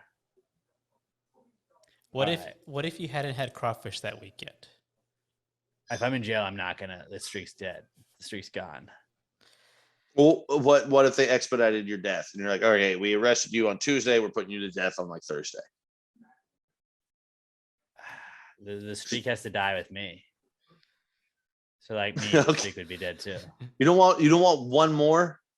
No, I want a triple dipper. You know what? You're being put to death. You did some bad shit. You don't deserve crawfish anymore. So I respect go that. with a triple dipper. I kind of want a triple dipper tonight. Emma, we might be ordering a triple dipper. we might be door dashing Chili's. Just He says, write that Mike, down. it's happening. It's We're happening. door dashing Chili's when we get done with this. We usually do frozen pizza. So like Emma's awesome and goes like shopping on Monday, and she like plans out the meals. And then Wednesdays is usually frozen pizza. We do Taco Tuesday. It's frozen pizza because Wednesdays, like I'm doing editing and stuff after the podcast, so it's easy for us to do that during Big Brother season. It's like Jose we just can missed a watch- 3-run bomb in the 10th. Hooked it a little foul. Nice. Oh, he missed or he hooked? Just missed it. Oh, Oh, probably went like 15 feet left, but it was almost there. But yeah, so we can just save the frozen pizza for another week. We're doing triple dippers tonight, but I'm not planning on dying. Treat yourself. Not planning on dying anytime soon. All right, fellas. All right. Not last one. We have two more. This is an email one from Luke Soin. Luke says, is aioli just mayo that studied abroad? It's just mayo and. It's a mixture of mayo, right? Just add something to mayo. You add olive oil to mayo, and it's an olive oil aioli. Grease. You add garlic, it's garlic aioli. Transylvania. You add some chipotle in there, it's chipotle aioli. That's all it is. It's just Spain. mayo with other shit in it. That's all So aioli yeah, it's is. mayo that studied abroad. It's mayo that's trying to be fancy. It's mayo. Aioli is your like friend that goes to England once and then says cheers, like as he signs every text message. Comes back with an accent. Cheers, mates. And like, stop calling me mate. I'm not your mate. I'm your friend. I'm your friend. All right. I'm not a lad. I'm your buddy. It's a redneck that hits oil money and becomes fancy. That's what aioli is. Yeah. But I'll allow it to be somebody that studied abroad and then came back all cocky. Ailey's the shit though, but Yeah. it seems cocky. Last answers question of the week is from David and Ailey at David and Ailey on Twitter. And David says, food poisoning, the poor man's colonic hydrotherapy. I think that means cleans you out. Yeah, I think Yeah. so. Colonic plus because it's coming out both ends. Yeah, colonic plus. Yeah. I mean, I almost always have colonic hydrotherapy because I just Yeah, you do. Yeah. poop. Your boy poops. So yeah, solid. Ask a question, get an answer right there. Question, David. You gotta evacuate everything. Get food poisoning. At Pass a Great Pod, hashtag PTG Answers. If you'd like to submit one, just give us a follow at Pass a Great Pod on Twitter and Instagram. Anyways, like our Facebook page, go RSVP to our event, the Darn Like a Marlin 2 Electric Boogaloo beer release this Saturday at Southern Star Brewing Company, 3525 North Fraser Street up in Conroe. If you don't know the address, look it up. Hit us up on Twitter. We'll hook you up. We'll tell you. It's going to be so much fun. I'm so excited. Again, we're going to have food from D's cooking. We're going to have burrito tacos from the Fix. We're going to go on about 1:15, but kicking things off before us is Vortex at noon. Kyle Garrett goes on around 2:30. After him, it's Bullethead, Bar Rats. Then closing things out at 7 o'clock, Sedated, the ultimate Ramones experience. You want to hear all kinds of awesome live music? Come check it out. You're going to get to see our ugly mugs doing a podcast too. And we're on the big stage outside. It's going to be, as Pat Dion would say, a great time. And I'm really looking forward to it. You guys are the best. We love you guys. At Pass the Gravy Pod, I'm at Alex J. Middleton. Pat's at not Pat Dion. Robert is at Robert Barbosa 03. You guys have a great rest of your week. We'll see you on Saturday. And until we talk to you next time, pass the gravy. Yeah. Bitches! Shoddy and apple bottom jeans and the swift fur. The music was pumping, the club was jumping, they were all watching her.